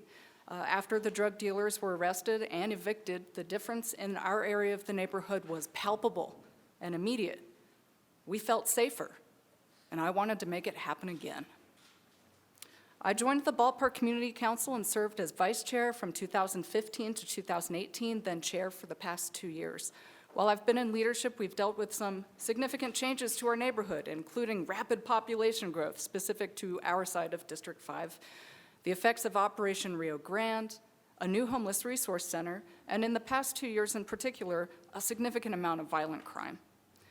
After the 4th homicide in less than a year within a 2-block area of our neighborhood, I believed we needed to mount a community response. I wrote and circulated an anti-violence letter collecting signatures from 63 elected officials, some of yourselves, community stakeholders, small business owners, and residents. I'm not going to argue that that letter and subsequent public meetings have effectively solved all of our community's quality of life issues, but our neighborhood has received needed attention and increased police presence. Thank you. I continue to advocate with the Central Ninth Community Council on policies that could shift the built environment in our neighborhood to make it less hospitable to crime. I've made other allies by soliciting the support of local school principals and the Utah Pride Center while submitting a joint application for a neighborhood byway on Kensington Avenue with the Liberty Wells Community Council. As an educator, I've also looked for opportunities to address our city's problems more broadly. For example, I served on then Mayor-elect Mendenhall's transition subgroup on homeless services, where I advocated for accessible pedestrian infrastructure. In 2018, I worked with Utah Representative Joel Briscoe to pass an education appropriation to develop a science-based curriculum to teach high school students about the opioid crisis. Those education materials now exist and are freely available for teachers to use to teach about how opioids work in the body and brain and the phenomenon of addiction, and I would like to think they're making a difference. You need to both believe in the mission and love the work to effectively lead community meetings. I want to serve District 5 on City Council because it would allow more opportunities to work on the same issues that affect daily living in our neighborhoods: infrastructure, housing affordability and density, walkability, and safety. I also want to be part of the group problem solving and the consensus building to improve our city environment for all residents, because the community work that I've engaged in since I moved to Ballpark has been some of the most emotionally rewarding work I've ever done. I love building relationships and giving people a voice in the process. I love Salt Lake City and the lives we get to live in it. I have a unique combination of community leadership, teaching experience, and scientific education and communication that I think would serve our community and the residents of District 5. Thank you for your time and attention.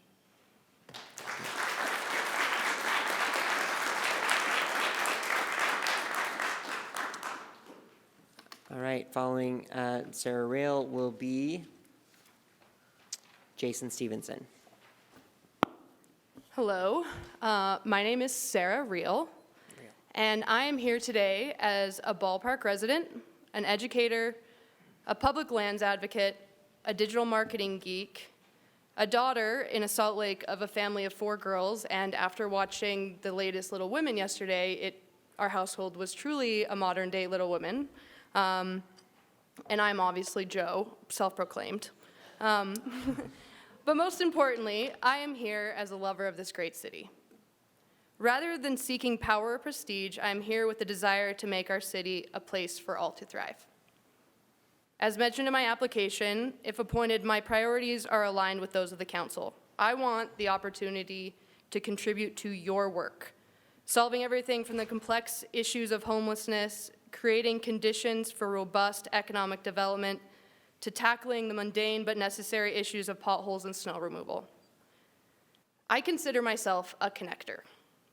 Survey any of my colleagues, friends, bosses, or students, and they will tell you how much I love bringing people together to solve problems and create community. I see my contribution to the council as someone who can bring people together to accomplish significant objectives and consider it one of my greatest strengths. I find great pleasure in working collaboratively, accomplishing goals, while also having fun and making sure everyone feels good about their role and contributions. I am also serious about policy.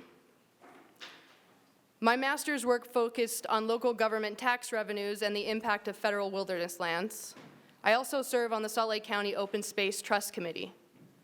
My experience combines policy, seeing the big picture, with a genuine ability to connect and lead people. As demonstrated by my experience, I can handle difficult situations and people with grace, honesty, and equity. I've spent the last 15 years finding creative and innovative ways to communicate to students, faculty, and staff at 2 of Utah's great institutions of higher education. As a director of digital marketing, I have done everything from creating the president's presentation to take to the Utah State Legislature, to implementing new digital systems and platforms, and even producing YouTube campaigns that included skateboarding sharks. I am also an adjunct political science professor. In the classroom, I love to make government and politics accessible and real, pun intended. Each semester, I have the goal to inspire and motivate students, many who live in the city, to be civically engaged. I sincerely believe in the power of education to enrich and enliven people's lives. My success in the classroom is an indicator I'd be a great addition to this council. Every part of me believes that political institutions and processes can improve our quality of life. I am a champion of the democratic process and fight vigilantly to ensure that people know, understand, and are able to exercise their rights. If appointed, I know that I value your time and I will use it wisely. I value listening and I will spend time listening in order to represent the district constituents. I pride myself in my ability to cut through the noise in politics to get to the heart of any issue. I've worked closely on projects with legislators, college presidents, CEOs, board members, and thousands of young people stepping into a college classroom for the first time. This has given me a profound capacity for empathy, which enables me to get along and understand people from all backgrounds. Most importantly, I am loyal and absolutely dedicated to the people and causes I love. And I love Salt Lake City, and I care about it a lot. The neighborhoods, the people, the geography, and its future. I believe I can be an excellent contributor and teammate to the Salt Lake City Council and an honorable representative for District 5. I'm grateful for the opportunity to serve the district, Salt Lake City, and with you. Thank you.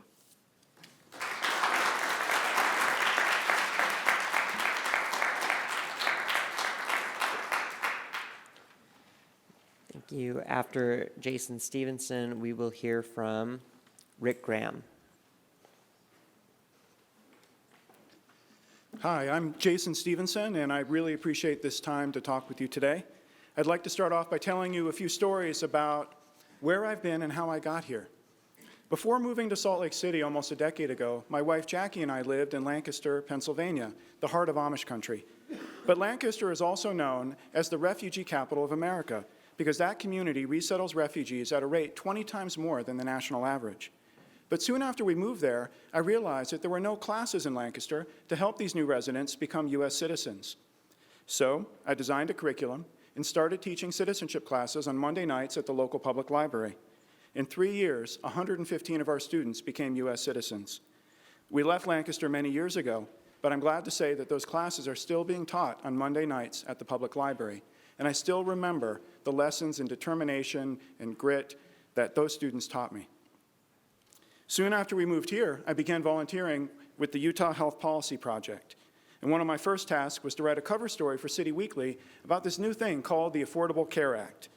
The article led to a job at UHPP, and for the next 5 years, I established the Affordable Care Act in Utah by giving over hundreds of town halls and informational sessions around the state, lobbying the legislature, and helping residents enroll in this new coverage. I also fought for Medicaid expansion and helped launch the successful ballot initiative. From these efforts, I learned that it's possible to find common ground with anybody, especially when you're talking about those kitchen table issues that affect all of us. There's a trend here. Wherever I am, I get involved. I ask how I can help, I offer ideas, I listen, and I make things happen. And it's not just about the easy issues that everybody likes, but I seek out the difficult things that few people want to touch. And I've had a lot of practice tackling those difficult issues in District 5 with my 7 years at the East Liberty Park Community Council, first as a board member, and for the last 4.5 years as co-chair.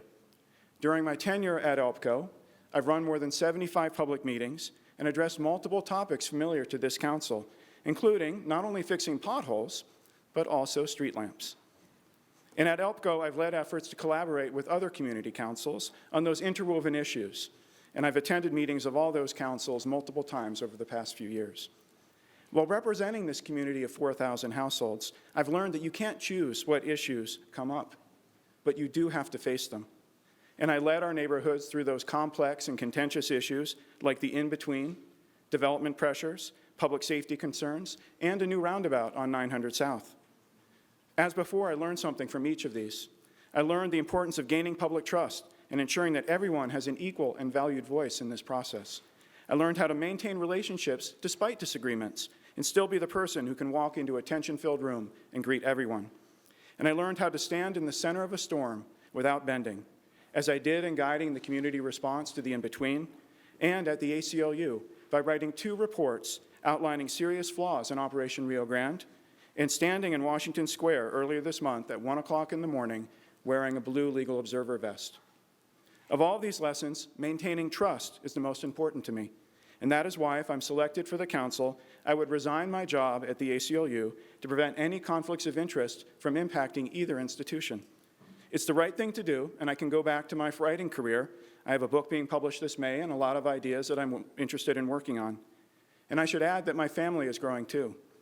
Jackie and I came to Salt Lake City with our infant son Calvin. We were 3. Our son Mitchell was born here, and that has made us 4. And later this spring, we will become 5 as we move forward with adoption. Throughout all these efforts, I recognize that I've been given many advantages. Some of them I don't even recognize. And that's one reason why I've spent 11 years working for nonprofits like UHPP and the ACLU and others, and why I've devoted 7 years to building an active and growing community council in District 5. I want to end with this idea. Yesterday, like many of you, I was inspired by the outpouring of donations and support to welcome the new temporary homeless shelter in Sugar House, and I was glad to have a small role in that event. After helping load the trailers with donated clothing, I returned to Sugar House for a meeting with members of the local community council and the business district. Clustered around a table, we hashed out how to make the new overnight shelter successful, drawing from our collective experience on similar issues. It wasn't easy. There are still many fears, unknowns, and questions without adequate answers, but we made progress and we agreed to keep on talking and keep on meeting. What I do know is that to make the Sugar House shelter succeed, we need to have both events. We have to inspire people to work together in their neighborhoods to make them more welcoming to everyone. And we need to wrestle with those complex challenges that, if unsolved, could derail those ambitions. Both are hard, both are needed, and if you appoint me to the council, you will gain a member who understands and thrives in both of those environments. Thank you. Thank you.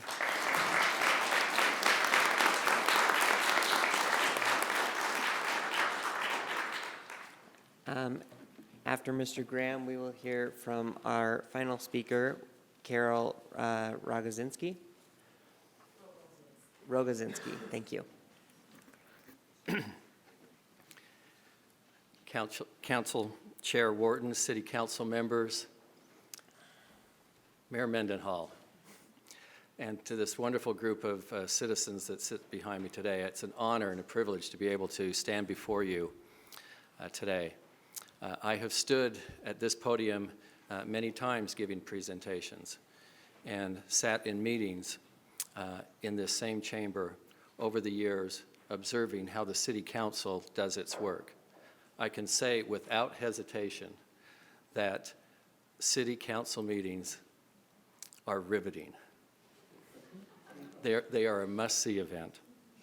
Today is a little different, though, because I am standing before you to not represent the administration or a department, but to talk about myself and my qualifications and experience, and why I should be selected to join this great group and to sit on this wonderful dais that is in front of me.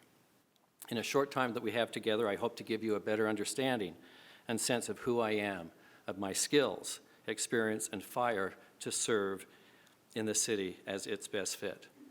Several years ago, I recall a presentation I made in this chamber. It was a dog off-leash issue relating to the Parley's Historic Nature Park. It was about enforcement, which at that time and to this day continues to be a challenge. It was a difficult discussion, as most off-leash issues are. I recall Council Member Keith Christensen at the end of the meeting turning to me and saying, "Do not darken the door of this chamber again with another off-leash issue." That was kind of an ouch moment. We've had those. It was also, I think, a moment and statement of a bit of good humor. But from this, I've experienced and worked through tough issues with many city councils. I know and understand what you go through, your expectation of accountability and problem solving, and your frustrations. Salt Lake City and District 5 is a wonderful community. I chose District 5 as my home for over 60 years. My years of public service have not been always been behind the desk. I have tried where I can to learn more about the services that I was responsible to manage. I walked our parks, I drove in snowplows, I cut and watered grass in the city cemetery, laid asphalt and concrete, collected trash and built playgrounds in Glendale and in Liberty Park. I even daily walked across the State Street river we created when we diverted overflow in the flood of 1983 to monitor its access. I loved helping create the Sorensen Unity Center. I personally felt sick witnessing the poisoning of our waterways from the Chevron oil spill. With Stan Penfold, I planted crocus in City Creek Park to recognize and celebrate the city's diversity. I can hardly describe how I felt to see our decade-long investments in Memory Grove to create a community gathering space from a crime and drug-infested mire ripped from underneath us by the tornado of 1999. And then, as a community, we got busy and rebuild it into the community treasure that it is today. I come prepared to serve as a District 5 council member based on my experience and skill set and broad and detailed understanding of city operations, a record of success solving complex problems, and success in working with the city's diverse population of residents and stakeholders. You are in a unique and important position. You get to choose who you want and need to work with in my district, even though public office elections are typically decided by popular vote. You are in the best position to decide your priorities as a council and best know the complex issues facing the city and our individual communities. You determine and decide the skill set and personal qualities of a council member that align with yours to help find solutions for these challenges ahead.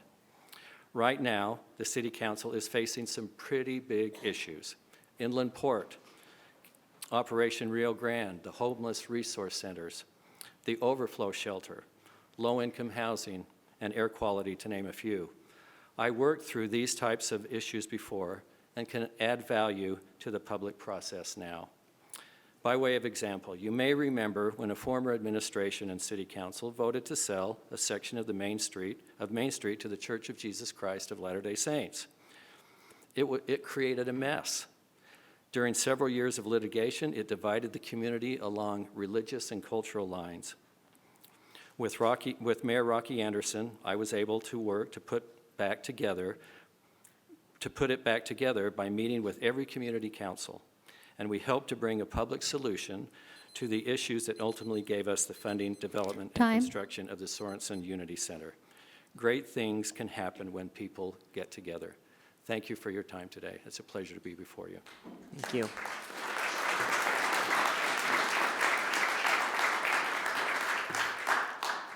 Carol Rogozinski.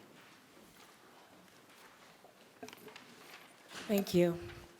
There is a saying somewhere that says, the last will be first and the first will be last. My name is Carol Rogozinski. I have been known as Carol Good and Carol Good Rogozinski from the 3 different times that I have attempted to get elected into Salt Lake City government. As I flew back in today from my trip from Chicago visiting an ailing father, the most important thing that I thought of was coming directly from our Constitution, that we are here to protect and serve. So I'd like to share with you the amendment that spoke to me this morning. It talks about the 14th Amendment. All persons born or naturalized in the United States and subject to the jurisdiction thereof are citizens of the United States and the state wherein they reside.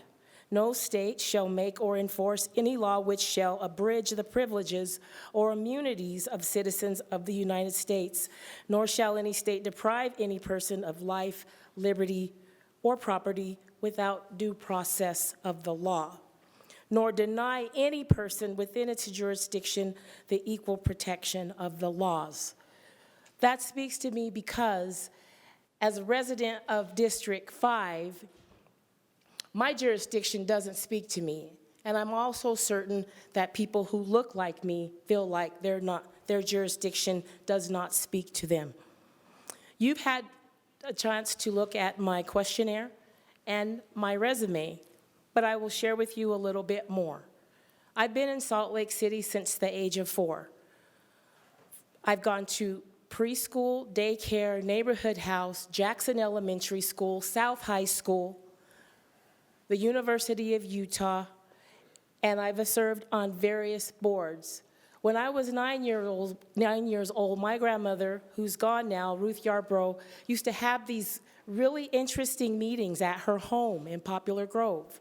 What I later found out is that those were mass meetings where she was getting people to gather and register to vote. How would I know how important a vote is? What would change? Those are things that I always had questions about, always. I grew up in Glendale, Central City, and now in the 9th and 9th area, where I consider myself an outlier. Number 1, my name is Carol Rogozinski. No, I am not Polish, but my ex-husband is. I have a home that I went homeless for 6 months to save enough money for a down payment for a program called First-Time Home Buyer Program. How would I know that 22 years later, that home is worth 3 times more than I paid for it? I would like to see families like me be able to share in some of the resources that are available to them in Salt Lake City. But people like me don't come to meetings because when they come, look around this room. Who do you see? You don't see a face like mine most of the time. Or when you do see a face like mine, that's because we're being reactionary. Someone's got arrested. Someone had a hate crime imposed against them. And I want to make sure that that doesn't happen again.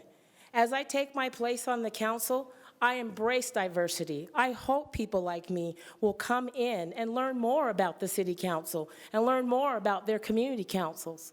Yes, I have been a community council chair of Salt Lake Central Community Council. Yes, I have served on minority boards, NAACP. I've served on transportation boards even before tracks and front runners came into place, but I am one of those kind of people who are always behind the scenes. I've tried to step forward plenty of times, but because maybe people are a little questionable or maybe they're a little uncomfortable with some of the things that I have to say, they may teeter-totter a little bit and eventually not vote for me, but that's okay because I'm going to keep trying. I'm going to keep showing up, and I'm going to keep getting on the ballot. And once I take my place within the Salt Lake Community Council, maybe more people will feel comfortable to come forward and not only be a reactionary, but actually learn that the things that the council do are there to protect families, to make things better, to help you breathe better. I get out on a walk in my own neighborhood, and 5 minutes later, I'm winded. I might not be able to run a marathon, but I could get up to Coffee Garden and back pretty quick. So I just want to say today that I just thank you all. You've got a hard decision to make. Look around this room and ask yourself, who is really missing from this Salt Lake City Council? Thank you. You have a good day.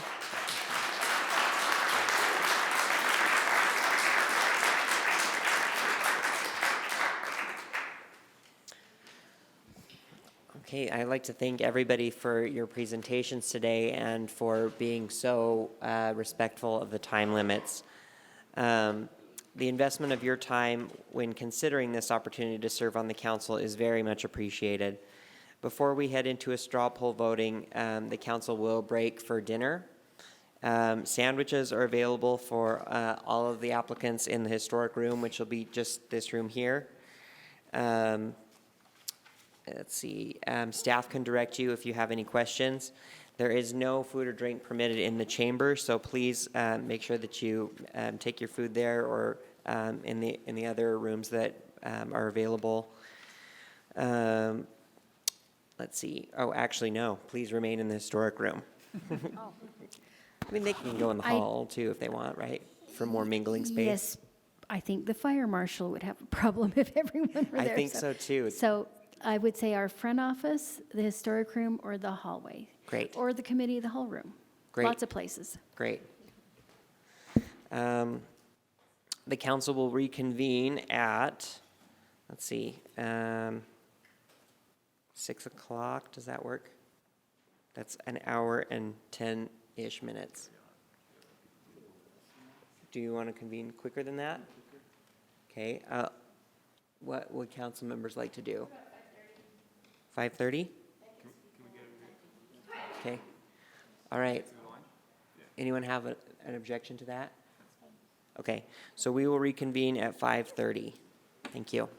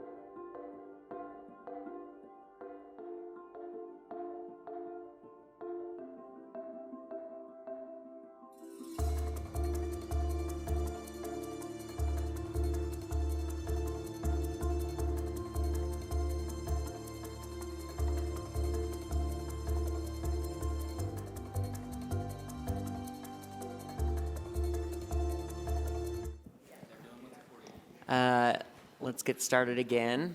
Sorry about the sandwiches, everyone. Did everybody get time to have a sandwich that wanted one? Yeah. Okay, good. I will outline the voting process that we're going to go through right now. Each of the council members, you have a ballot provided to you for round one of voting. Please include your name on the ballot, and after voting, pass it to Cindy Gus Jensen. Council staff will provide it to the city recorder, who will read the votes out loud at the podium. Cindy Lou Trishman and Lehua Weaver will be tallying the votes. Council members, for round one, you will each vote for 4 applicants by marking in the box to the left of the name who you would like to select to move forward. Let's see. The results of round one will determine the next steps in voting. I will list the possible outcomes of round one now. If no applicants receive 4 votes, those who receive at least 1, the council may move applicants to round 1A of the ballot. If more than 3 applicants receive 4 votes or more, the council may move those applicants on to round 2 of the ballot. If less than 3 applicants receive 4 votes, the council may move those applicants to the round 3 ballot. Okay? Council members, do you understand this? Hand in the ballot. Well, I hope you're saying yes, because we did already vote on this procedure before. Okay, so this should not sound new. Okay. Yeah. We do have fun sometimes. We do. So. We get a little punchy too, so. Okay, so does any council members have any questions? I will not. It's also in your agenda. Okay, let's go for it.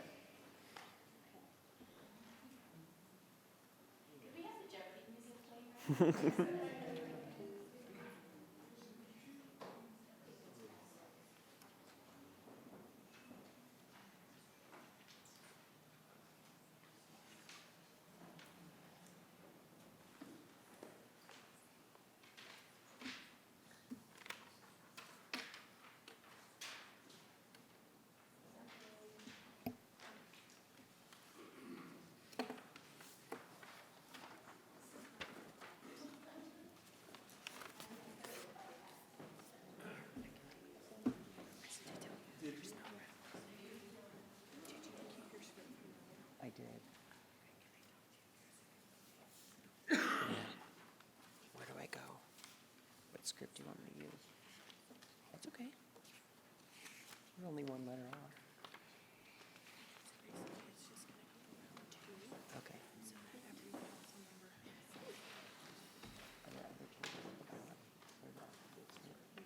Okay. Cool.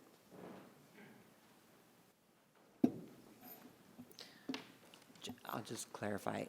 So earlier I said 1A, and we decided to rename that to round 2. So there is no 1 is 1A. Or round 1 is 1, round 1A is actually round 2, which makes a lot more sense. But I accidentally still read it as 1A, so sorry. Oh, you're good. I apologize. Okay. We have Councilmember Rogers voting for Crystal Young Otterstrim, Grant Ahmad Miller. Oh, I apologize.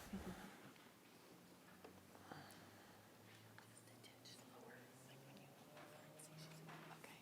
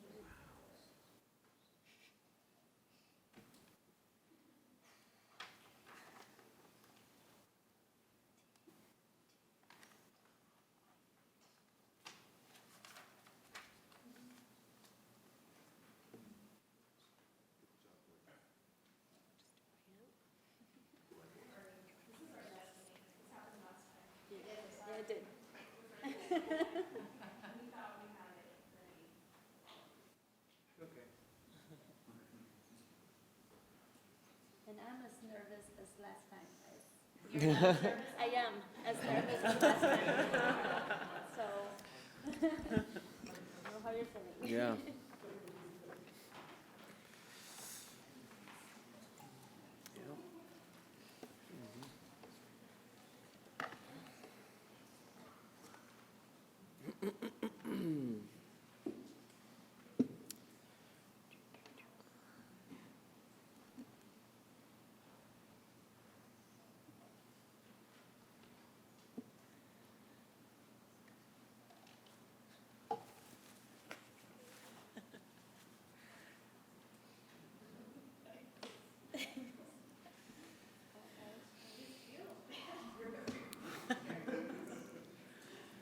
Don't worry, I'm gonna look at it.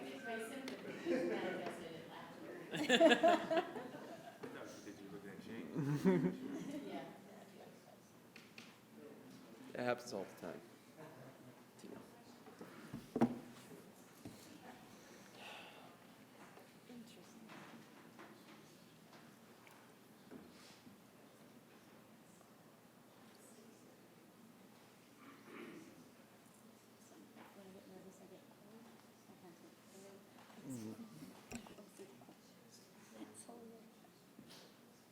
When I get nervous, I get cold.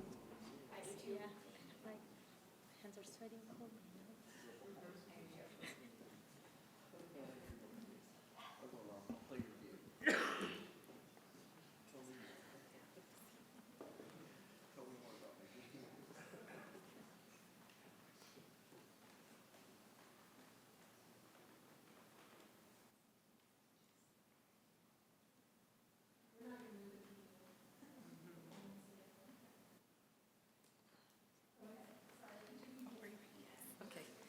Okay, Councilmember Rogers voted for Crystal Young Otterstrim, Grant Ahmad Miller, Rick Graham, and Sarah Rill. Sarah Rill.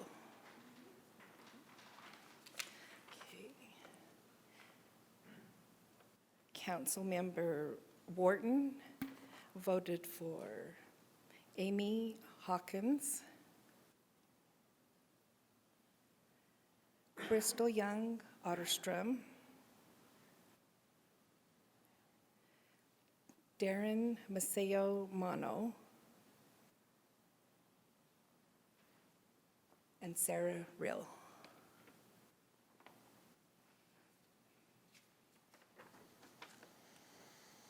Councilmember Johnston voted for Amy Hawkins, Crystal Young Otterstrom, Darren Masomano, and Rick Graham.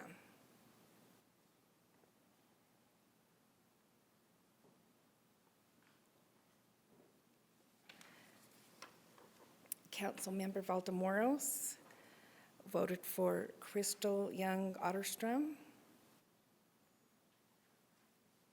Darren Masomano, Rick Graham, and Sarah Rill.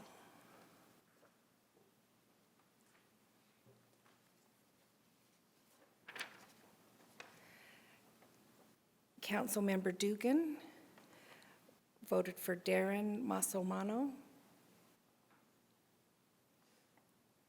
Jason Stevenson, Rick Graham, and Sarah Rill.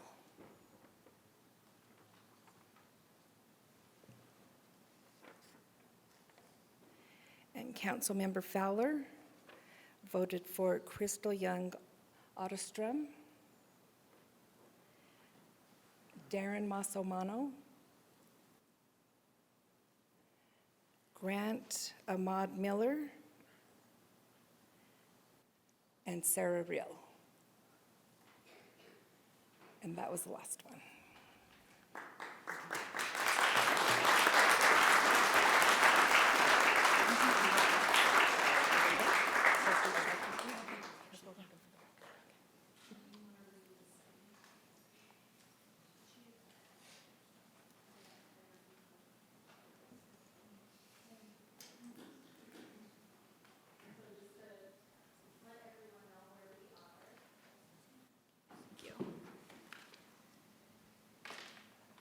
announce everyone who received the vote. So Amy J. Hawkins has 2 votes.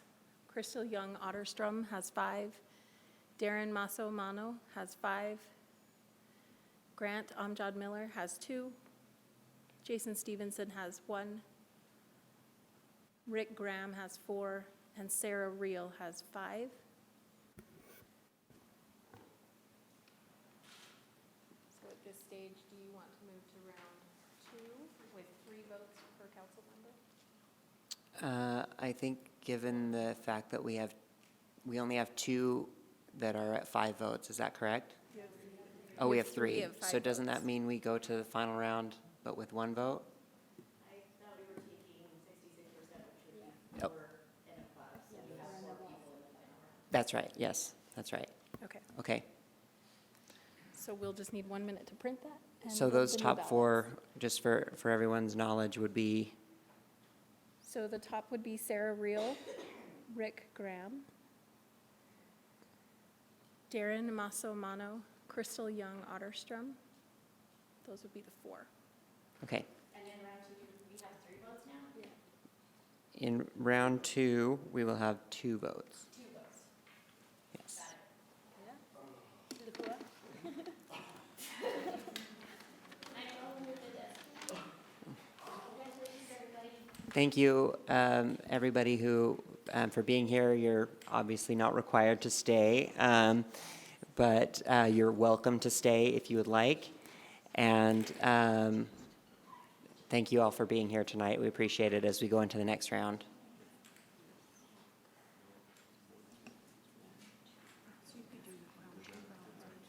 Mr. Chair, Yes. I just want to say Rogers. that the D5 residents are amazing, that everyone that came out and put forth their application, I thoroughly enjoyed. This has been the best part, is getting to know the residents of District 5 and their passion for the area and what they want to see happen. So I expect to see most of these individuals again in 2021, running again, right? So, yeah, this has been the best part. Now comes the hardest part, I think, when we're diving down to 2 votes and then 1 vote. So it's going to Yes. get a lot more difficult. And yes, I would say also too, for those that haven't, that didn't advance today, but that still are very passionate about District 5 and passionate about service, there are a number of boards and commissions that would welcome your service, and that we would welcome as a council to have you back before us for advice and consent to appointment to one of those boards. So in addition to that, you can get involved with your community councils, and of course, any of the many wonderful nonprofits that we have that are based in Salt Lake City. So I hope that you'll take that passion today and convert it, divert it to one of those organizations as well, and continue to move forward. So thank you. Mr. Chair, may I?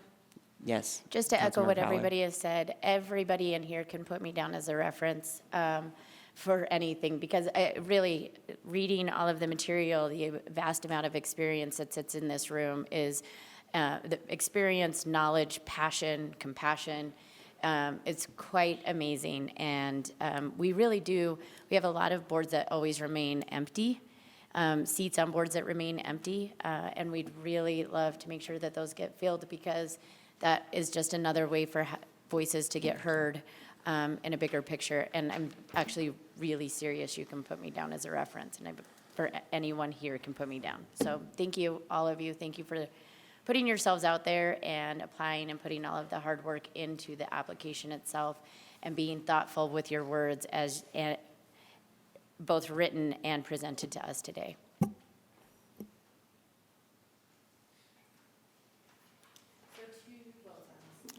Correct. 2 votes.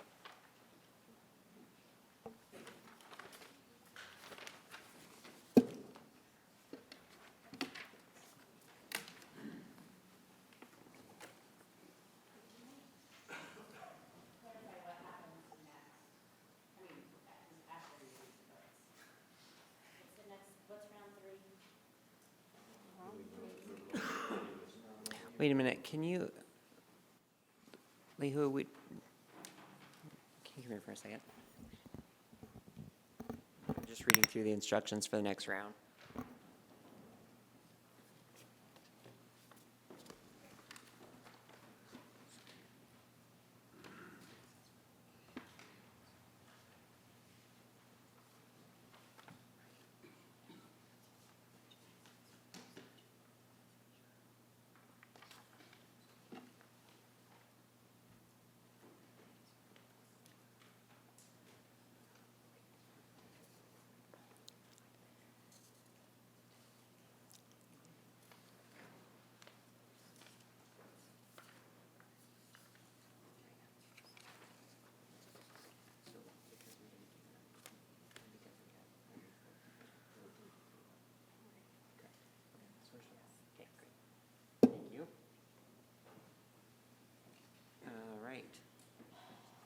So what happens after this is that council members will vote for one applicant by marking the box on the left of the name they selected to move forward. The results of round one will either lead to a discussion or may continue as needed. The applicants receiving a majority of votes, which is 4 or more after this round, we will determine if the council wants to hold additional rounds of voting tonight, or if we want to postpone the final vote to our February 4th meeting.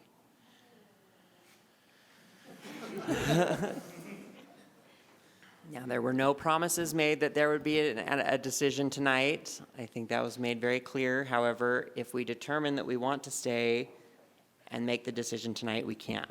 But it will be up to all of you on the council. Mr. Chair, may I ask a question, just to clarify? Councilmember Fowler, yes. James, don't shake your head at me. So any applicant that gets 4 votes or more goes on to the 3rd round.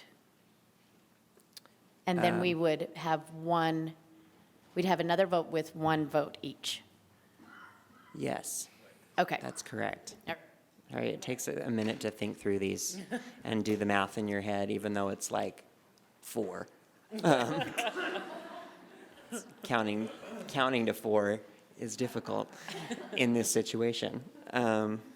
Okay, are you ready, Cindy? Okay, Councilmember Dugan voted for Darren Masomano and Sarah Real.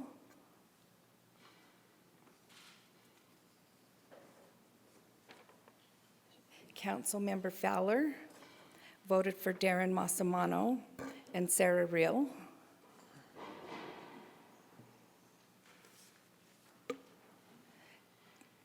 Councilmember Rogers voted for Crystal Young Otterstrim and Rick Graham.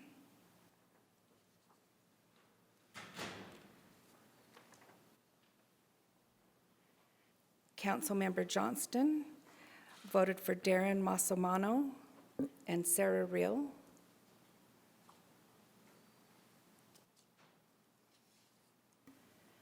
Councilmember Wharton voted for Crystal Young Otterstrom and Darren Masomano.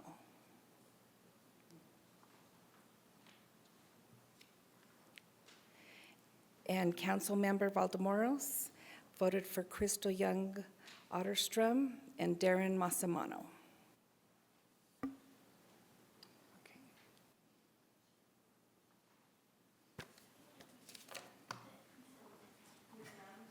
You have Crystal Young Otterstrom with 3 votes, Darren Masomano with 5, Rick Graham with 1, and Sarah Real with 3.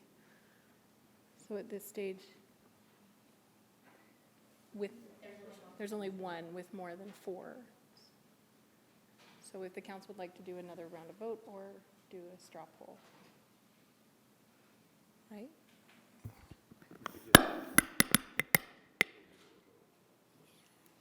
Just a thought, it could be weird to just pick the highest vote getter at this point when you were all doing 3 votes. You know, that's what your announcement was, so you might want to do the 1 vote thing or do your next step before concluding, just so that your instruction was consistent with what you actually do. So Right. would we, Mr. Chair, can I ask? Yes, Or make a Councilwoman straw Fowler. poll? Is to Councilwoman take Fowler. the top 3 and then move to round 3 and do 1 vote per council member. Any, That would be my straw poll. okay. So we have a straw poll. We don't have to call for a second. So all in favor of the straw poll by Councilman Fowler, please indicate. Okay. All right, so we will take the top 3 now, and everybody will get 1 vote. Council members, do we want to continue to take that vote tonight, or, okay? Would anybody on the council like to hear from the applicants again? Mr. Chair, I would suggest the top 3 that we're moving on to get that. Is it a minute or 2 minutes? Let's give it 2 minutes. Okay, so the top 3 vote getters will give you 2 minutes, which are Darren Mano, Crystal Young Otterstrim, and Sarah Real. Okay. Maybe we can give them a couple of minutes to prep, or are we just going to spring it on them? Because I'm fine with that, too. I think, let's give them, okay, okay. Yeah, well, so as soon as the ballots are done printing, we will have you start speaking. I will put the names back into the bowl. The popcorn bowl.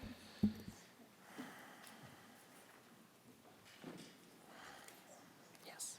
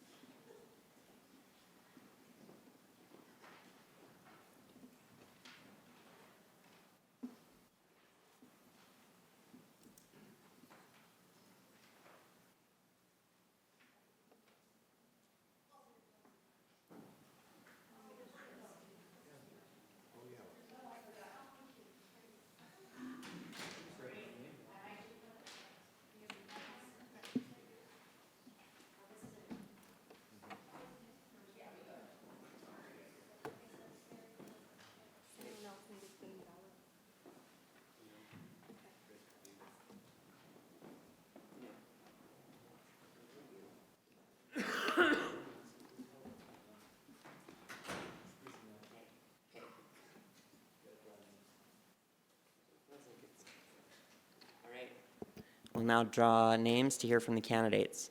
The first candidate is Darren Maceo Mano.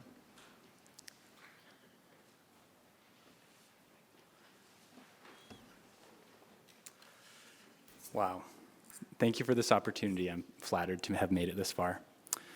I spoke earlier about my vision for Salt Lake City, and now I want to speak a little bit more about my experience and how I think that will translate to service on the City Council. My professional career as an architect, my experience as a small business owner, and my work as an educator all have application to serving on the City Council. As an architect, I've worked in numerous cities. I have presented in front of countless Planning Commission and City Council meetings, and I look at and study zoning ordinances often, and I understand the real world impact that they have. As a small business owner, I am faced with new decisions and challenges daily. I am required to make decisions on things I know little about, like 401ks and tax planning. I know how to gather information quickly, comprehend the facts and constraints, and ask for advice from and listen to the opinions of key people. And finally, make informed and logical decisions. As you know, that skill is vital for a City Council member. Finally, as an educator, I taught a course called People in Place for 4 years. We selected a different neighborhood within Salt Lake City, and the students studied the neighborhood, analyzed its strengths and weaknesses, and proposed design interventions which would help revitalize and improve the area. We looked at neighborhoods such as the Ballpark, the State Street Corridor, the 9 Line, and the Granary Central 9th area. I'm excited to put those lessons learned to work in real life as a member of the City Council. As an architect, business owner, and an educator, my primary motivation is serving people. I am excited to continue that service as the District 5 representative on the Salt Lake City Council. Thank you.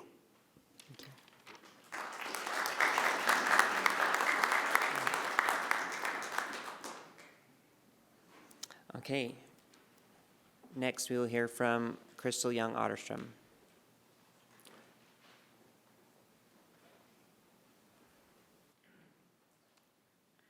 I am grateful for your support, and I feel honored to be at this point in the process. I live in Elko, and I often turn left onto 13th South from 7th East. A few years ago, I'd sit at that signal and wait cycle after cycle, sometimes as long as 10 minutes, until it would finally grant that elusive left turn signal. A call to the city led to a call to the state, which led to a crew coming out. The state even appreciated my suggestion for a blinking yellow signal. The light was fixed within 3 days, and they added a blinking yellow within a week. Government doesn't often work that fast, but it did. And when I die, this is the accomplishment I want on my gravestone. That 10 minutes of savings may not sound like much, but a lot can happen in 10 minutes, and it feels like a daily miracle to me. It's a story of persistence, friendly, and effective advocacy, serving the neighborhood, and finding the right person to solve your problem. And it's a story of privilege. Not many Salt Lakers know that many problems are a quick 1 or 2 phone calls from a solution. They don't know where to start. They're often intimidated. Maybe they don't speak the language, and sometimes they see government as an enemy. But it's about service, and love of service is a core motivator for me in my professional work and civic involvement. I know it's a core motivator for you. I want to help you with your priorities. It's why we sign up for a job, this love of service that involves getting yelled at 60% of the time. In this administration and council, I see a team of public servants who understand that government is about service. It's about listening to the neighborhoods, to business, to residents, to those experiencing homelessness, to service providers. It's about clean air, transit, affordable housing, and more. I hope you'll appoint me to serve with you as we serve Salt Lake City, and thank you so much for your time and consideration today.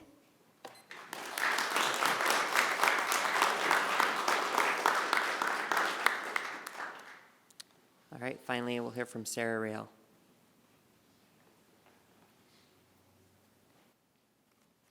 Hello again. I am truly humbled to be up here, and I thank you so much for this opportunity. At the beginning of every semester, I tell my students how they can be successful in my class. It's 3 things. It's very simple. I tell them to show up, come to class, basically. Try, which means I can tell if you've tried when you wrote this paper or not.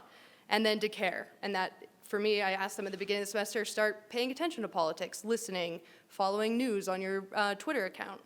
And on the last day of class, I tell them the same instructions for their life, which are show up, try, and care. And when I tell them to show up, I mean that I want them to vote. I want them to be active in democracy. And I tell them to try. I tell them to be civically engaged human beings. And then I tell them to care, and care about people and other communities and people that might not have as much as them. And that's what I want to take them to take away from my class. So when I was thinking about this 2-minute presentation, I brought a final exam from last semester, Emma. I asked the question, do you think our government is broken? Please explain why. And then I asked them what they've gained from this class and what they will take from it. And for me, her answer, I hung it up in my office because I loved it so much, and I think it shows exactly what comes from my heart and into my students that I hope they take on. She says, like it says on the board, show up, try, and care. These are my main takeaways for me. So often I don't get involved in things because of newness and uncertainty. So pushing past the fear of the unknown is key. Once I've shown up by voting, going to rallies, participating in city councils, or by simply just discussing politics, I do care. I just don't act on it. But either way, caring will become a part of the equation as I do things following those 3 steps and creating a cycle within me for good and change. As we all strive to implement these steps in our lives, America's native... Time. Okay. Anyways. Thank you. Thanks. I'm sorry I didn't get in on the way. Thank you.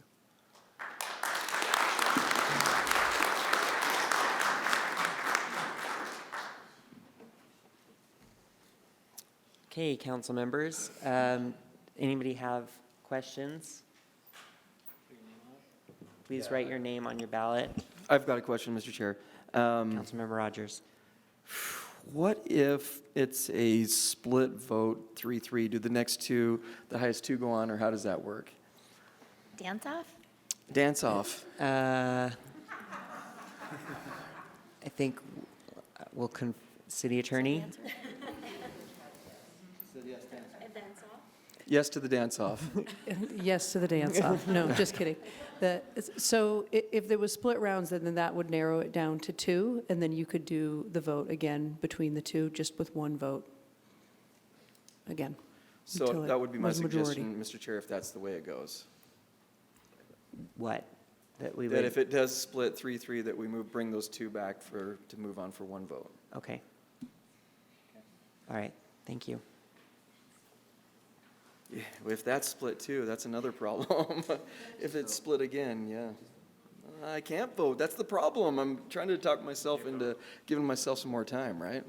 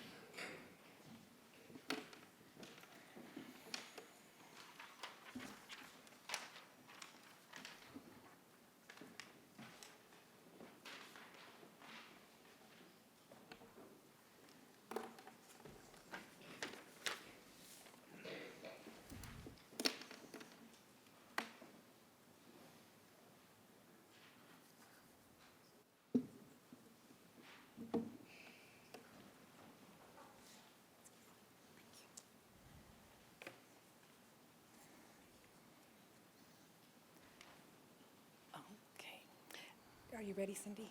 Okay. We have Councilmember Dugan voting for Sarah Reel. Councilmember Fowler voting for Sarah Reel.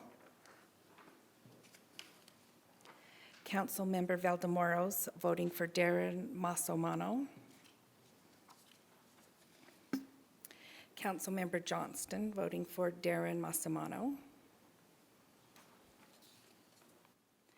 Councilmember Rogers voting for Crystal Young Otterstrim. And Councilmember Wharton voting for Crystal Young Otterstrim.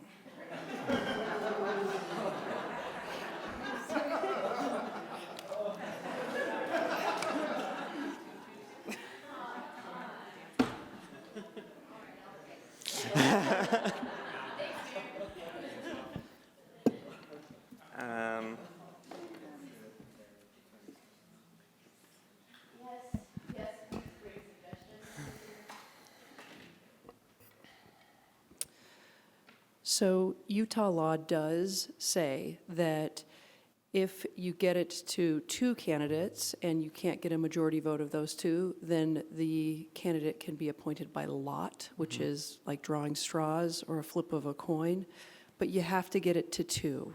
State law only thinks about that in the context of 2. So we are going to need to think of either a way to revote or take a break or have them come back up and present again, but you need to get it to 2 and then decide whether you're going to vote one more time or draw the candidate by lot. Okay.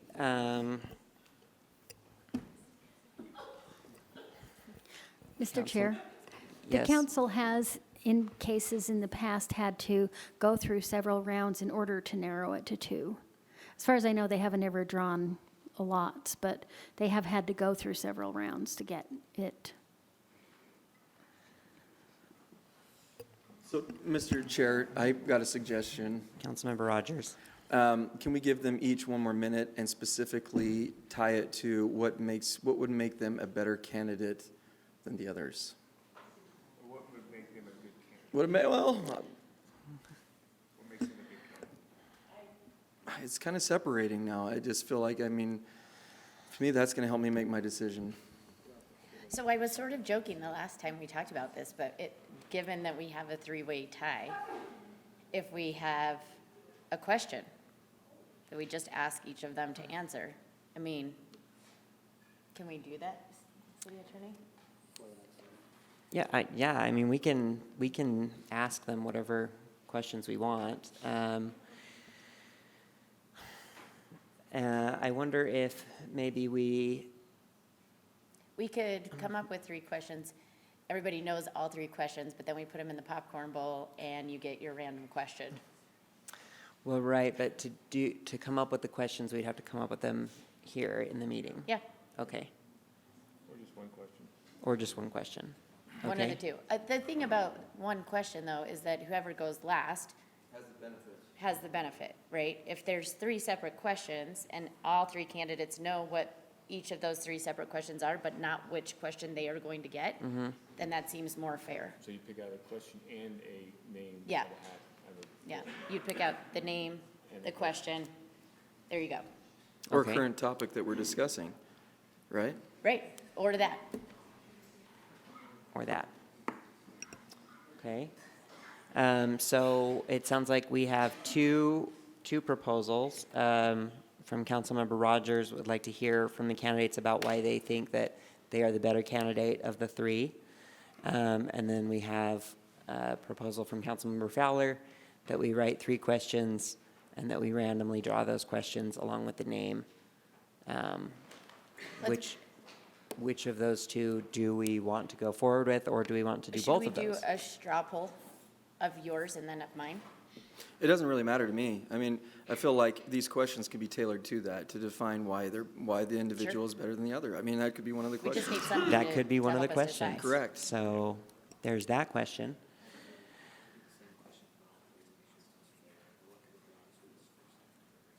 Yeah, I have to agree. I'm. Well, I didn't hear what he said. Oh, okay, sorry. Councilmember Johnston said that in the interest of fairness, that he thinks that it would be unfair to ask candidates different questions, that they should all ask the same question, and then we should only draw to determine who goes first.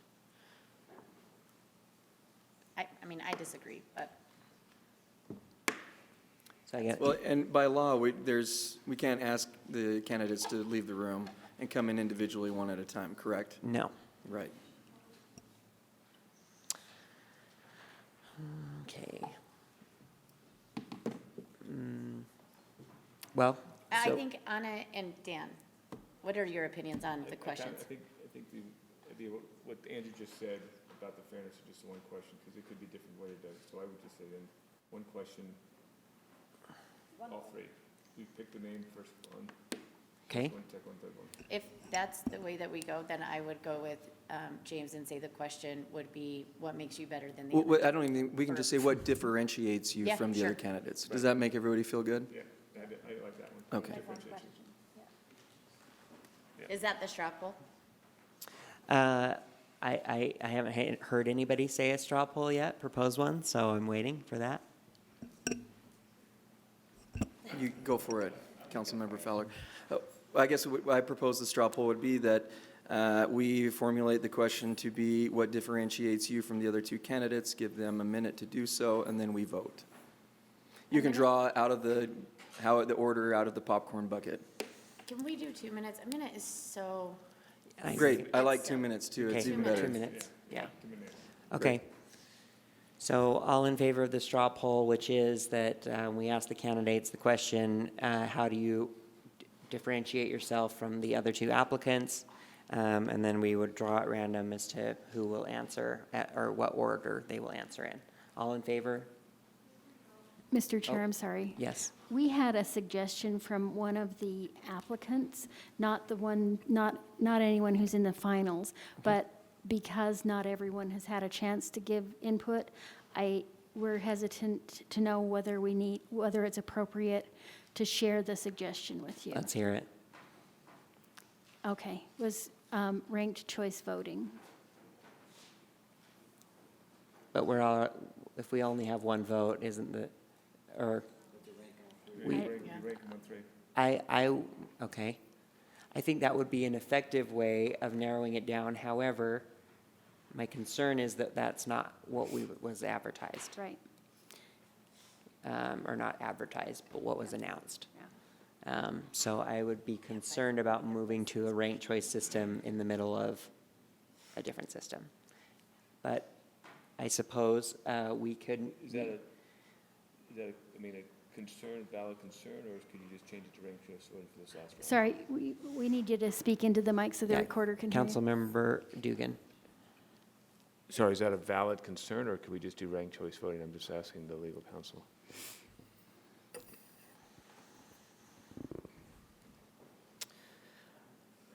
I don't see in your process as written now anything that contemplated this three-way tie, and so we're sort of in uncharted terrain on how to break that tie. If the council wanted to explore ranked choice voting, we certainly could, but I think we would probably have to take a recess and figure out what that looks like, but it doesn't violate any Open Meetings Act or anything by thinking about it now. That's true. And council members, we also had the option that we could postpone the vote. Okay, good. I'm just saying what all the options are. Okay. Okay. We can't hear you, Andrew. Yeah, you need to speak into your mics. I'm just Thanks. talking out loud. I'm Councilor sorry I Wilson. didn't think of the ranked choice. I like that idea, actually. I understand the valid concern. I agree. I think that we didn't have anything specific at this point, so everything should be on the table. I like the ranked choice actually better than this one, personally. So I'd be okay taking a short recess, figuring out how to do that quickly, and then going into that. And we'd already have a backup if we couldn't figure out a good way to do that. But okay. James? Mr. Chair, I would prefer, like you, I would prefer not to switch the methodology that we've been doing. And if we go to 3 votes in a row and it's the same vote, then I'm fine with looking at, some sort of ranked choice voting, if there is no absolute turning. But I feel like it's a little disingenuous now, once we've already said this is the route we're going to go, just to cut bait and switch. Okay. Councilmember Valdmoros, do you have feelings that you want to share? I'm so nervous. No, You don't have to. I don't mean to pressure you. No, that's fine. But I think I agree with Councilmember Rogers. I think we kind of set some sort of expectation already with this, and maybe we limit it to 2 rounds. And if in 2 rounds we're not decided, then we can reconvene again and look at another methodology to choose the one. So maybe limit it to 2. If the first one doesn't work, we'll do the second one, and then the third one will be ranked choice voting. That was my suggestion. I think that my suggestion would simply be, right now we've come up with a question that they're going to answer. I think if after this round, it's the same and we have a 3-way tie, then we should consider ranked choice voting. For some reason, that is just a tongue twister for me. Because So it would be this round that we've already talked about and then move on so that we can actually, pick somebody. That would be my suggestion.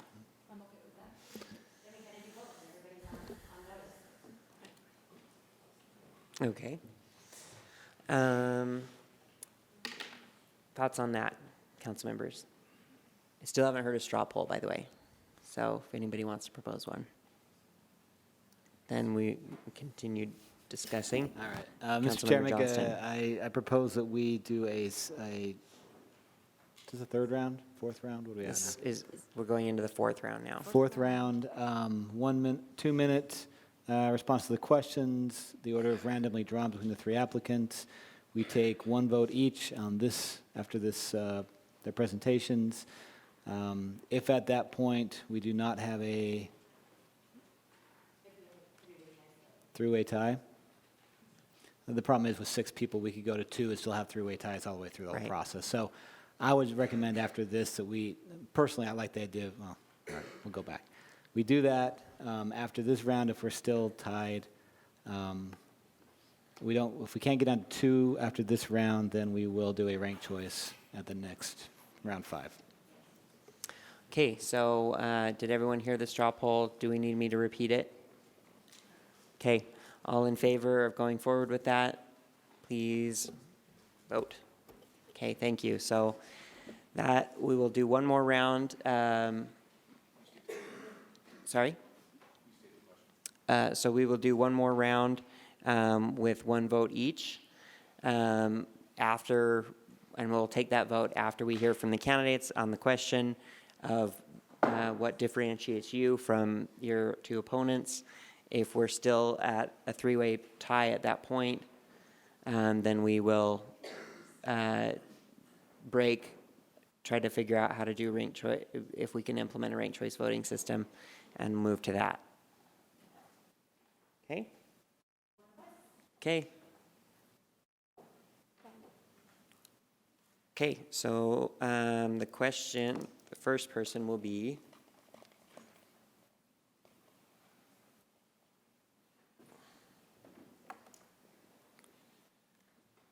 I've been nervously playing with these pieces of paper, so now they're really hard to open.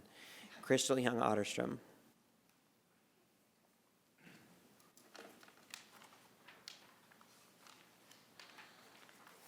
Now for the coda. Thank you again for the opportunity to speak. I'm honored. What sets me apart as a candidate for District 5, I have years and years of experience as an effective advocate. I understand municipal statute and city structure. I understand the legislative process and how to work with you all to build consensus on the issues that we care about. I started my political service on the HRC board. I just finished serving on the Planned Parenthood board. I've served on arts boards, political boards. I understand elections. I understand I've been attending the work sessions for weeks, and I understand the issues that you're working on now. I'm a bridge builder. I understand the variety of voices in my district and how to amplify them and bring them together into a unified piece. I will amplify diverse voices. I understand zoning and policy, and I bring relationships that can help with them taking away our authority that happens over and over and over. Your most important role is controlling the purse strings, and I think I may have the strongest extensive budgeting experience, but all of us know how to budget. I witnessed something incredible yesterday. Dozens of Salt Lake City residents came together to welcome the Sugar House temporary shelter. We filled trucks and trucks. It started with a phone call between 2 friends, Jojo Liu and Tony Milner, who led to a few more calls, and then suddenly we had a team and event with hundreds of items. The police showed up, fire crews. Councilmember Amy was there working her tail off. She made sure items got to the right place. It was a beautiful experience witnessing the culture of YIMBY triumph in Salt Lake City. This is my community, and this is who I'm proud to serve. I'm offering myself for this position because I understand them. This is government in action because this is service. If you appoint me, I will build common ground and identify creative solutions to complex problems. Thank you so much for your time. Thank you.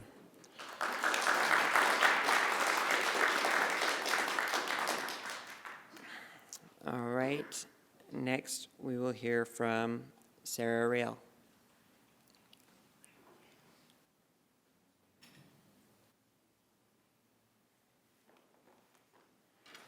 Thank you again.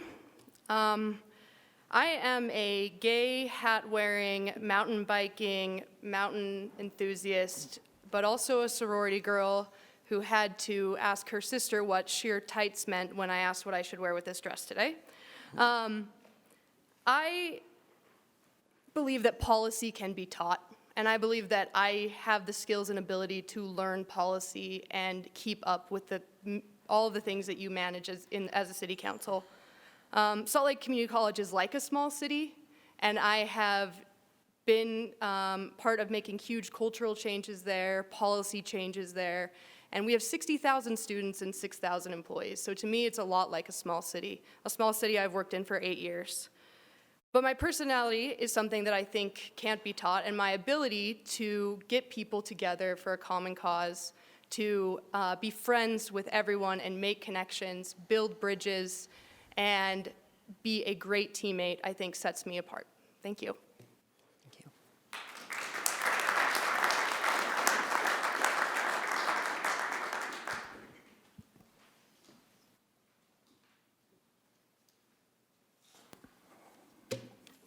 Well, here we are again. First of all, Crystal and Sarah are amazing, so how can I say what I'm better at than them? I do think that I have more experience with planning and land use issues, and I think as a city council and as an RDA board, a lot of what you do is you make decisions on planning and land use. What happens with certain parcels, whether they get rezoned or looking at zoning text amendments, looking at new RDA project areas, I think those are all really vital, important things that you do as a body.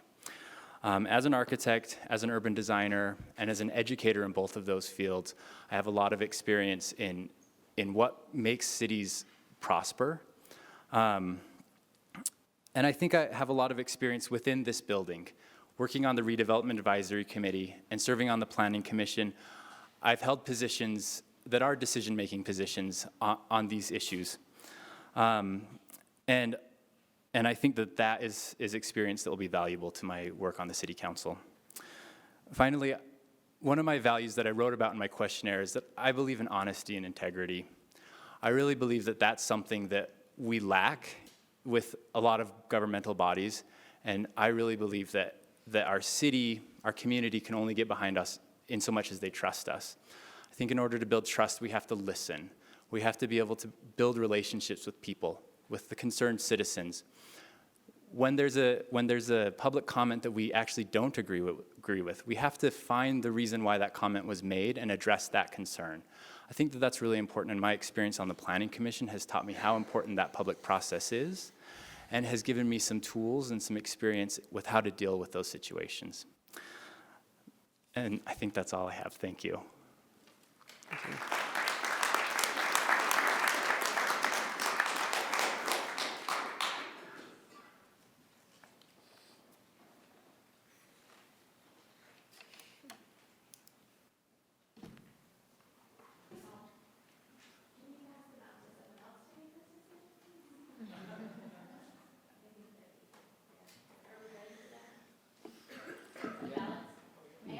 You ready?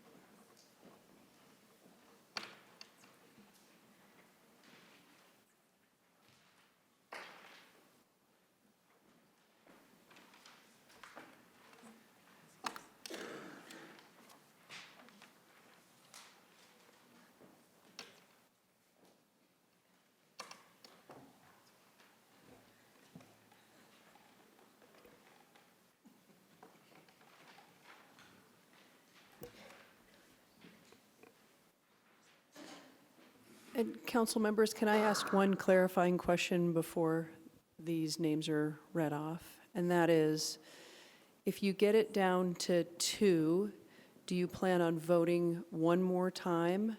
And if there's still a tie, then at that point you will draw by lot? So one more vote after this? Okay. Well, that's not what we voted on. That's not what we voted on. If you get it down to 2, though? Well, the straw poll was if we have another 3-way tie. Yeah.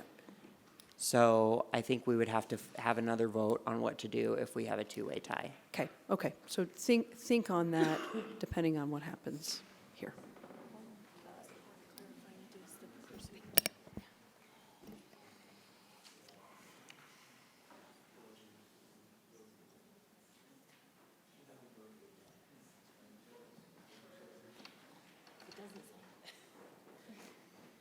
We ready?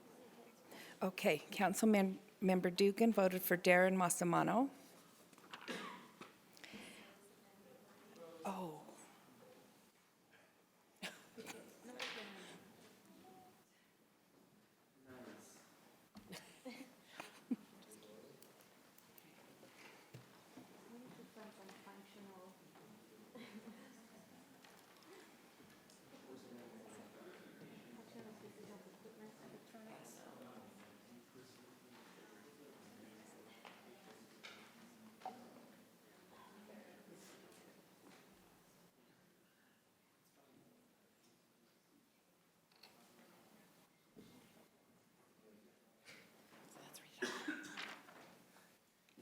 Since it's down to 3, I think we can go old school. So. Okay. Did you get the, okay, Dugan. Okay.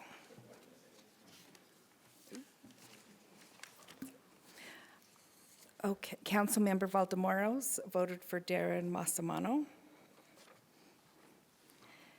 Councilmember Rogers voted for Crystal Young Otterstrim. Councilmember Johnston voted for Darren Massimano. Councilmember Wharton voted for Darren Massimano. And Councilmember Fowler voted for Sarah Rill.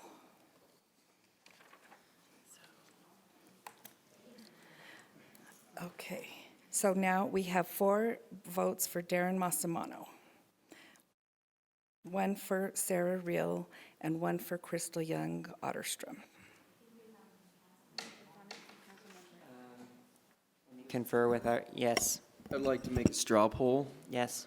That we accept Hold Darren. on. Let me first ask if we can do that. Will we be violating our rules by doing that?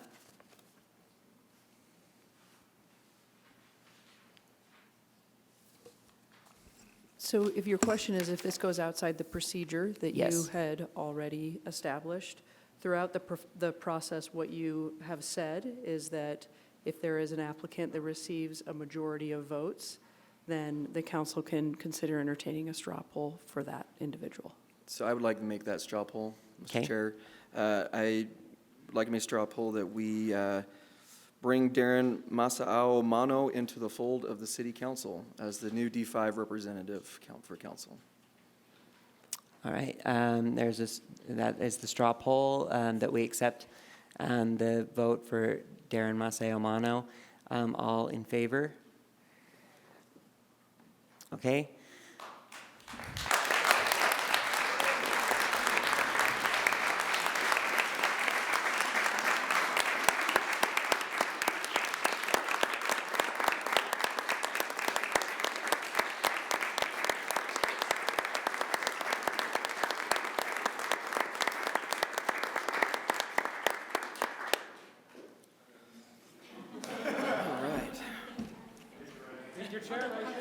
Actually, what we do now is that this is the, I guess I could sit down, is that this concludes our meeting, our work session. So we will adjourn this work session and we will go into our formal meeting for the night. And our formal meeting has 2 items on the agenda. We will have a public hearing for grant applications, and then we have our consent agenda, which only has 1 item, which is a scheduling item. So what we, excuse me? Oh, excuse me, and then, of course, the formal vote to adopt the resolution for councilmember-elect or councilmember appointee Mano. We will, at this point, I would like to ask the council member, apparent or appointed, would you like us to postpone the items on the agenda so that you can join us at the dais for the hearings? Or would you prefer that we have the hearings before seating you? And also, the consent agenda, technically, you did not consent to. Would you like to vote on the consent agenda? So this begins your work on the city council. What would you like, what would be your preference?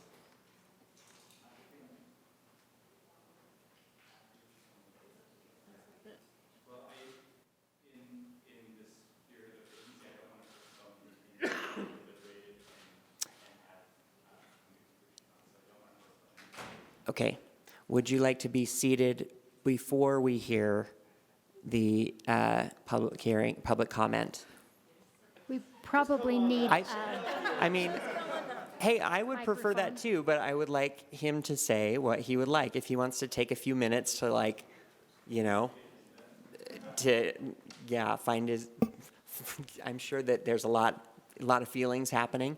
So if he would like to wait and have a few minutes, or if he wants to call and have his family come or something like that, then we would have the public comment first, and then that would give them some time to get here so that we can seat you, or would you prefer just to get right to work?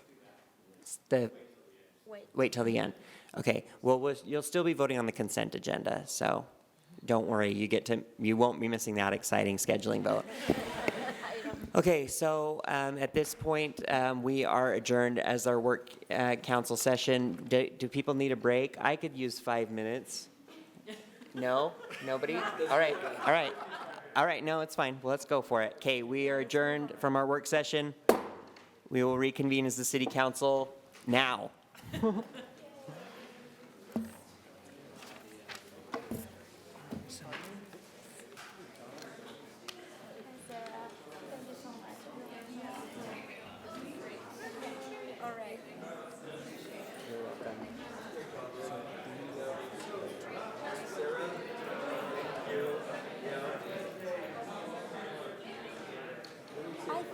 I thought he needed to do the oath and then he can sit with us. Thank you.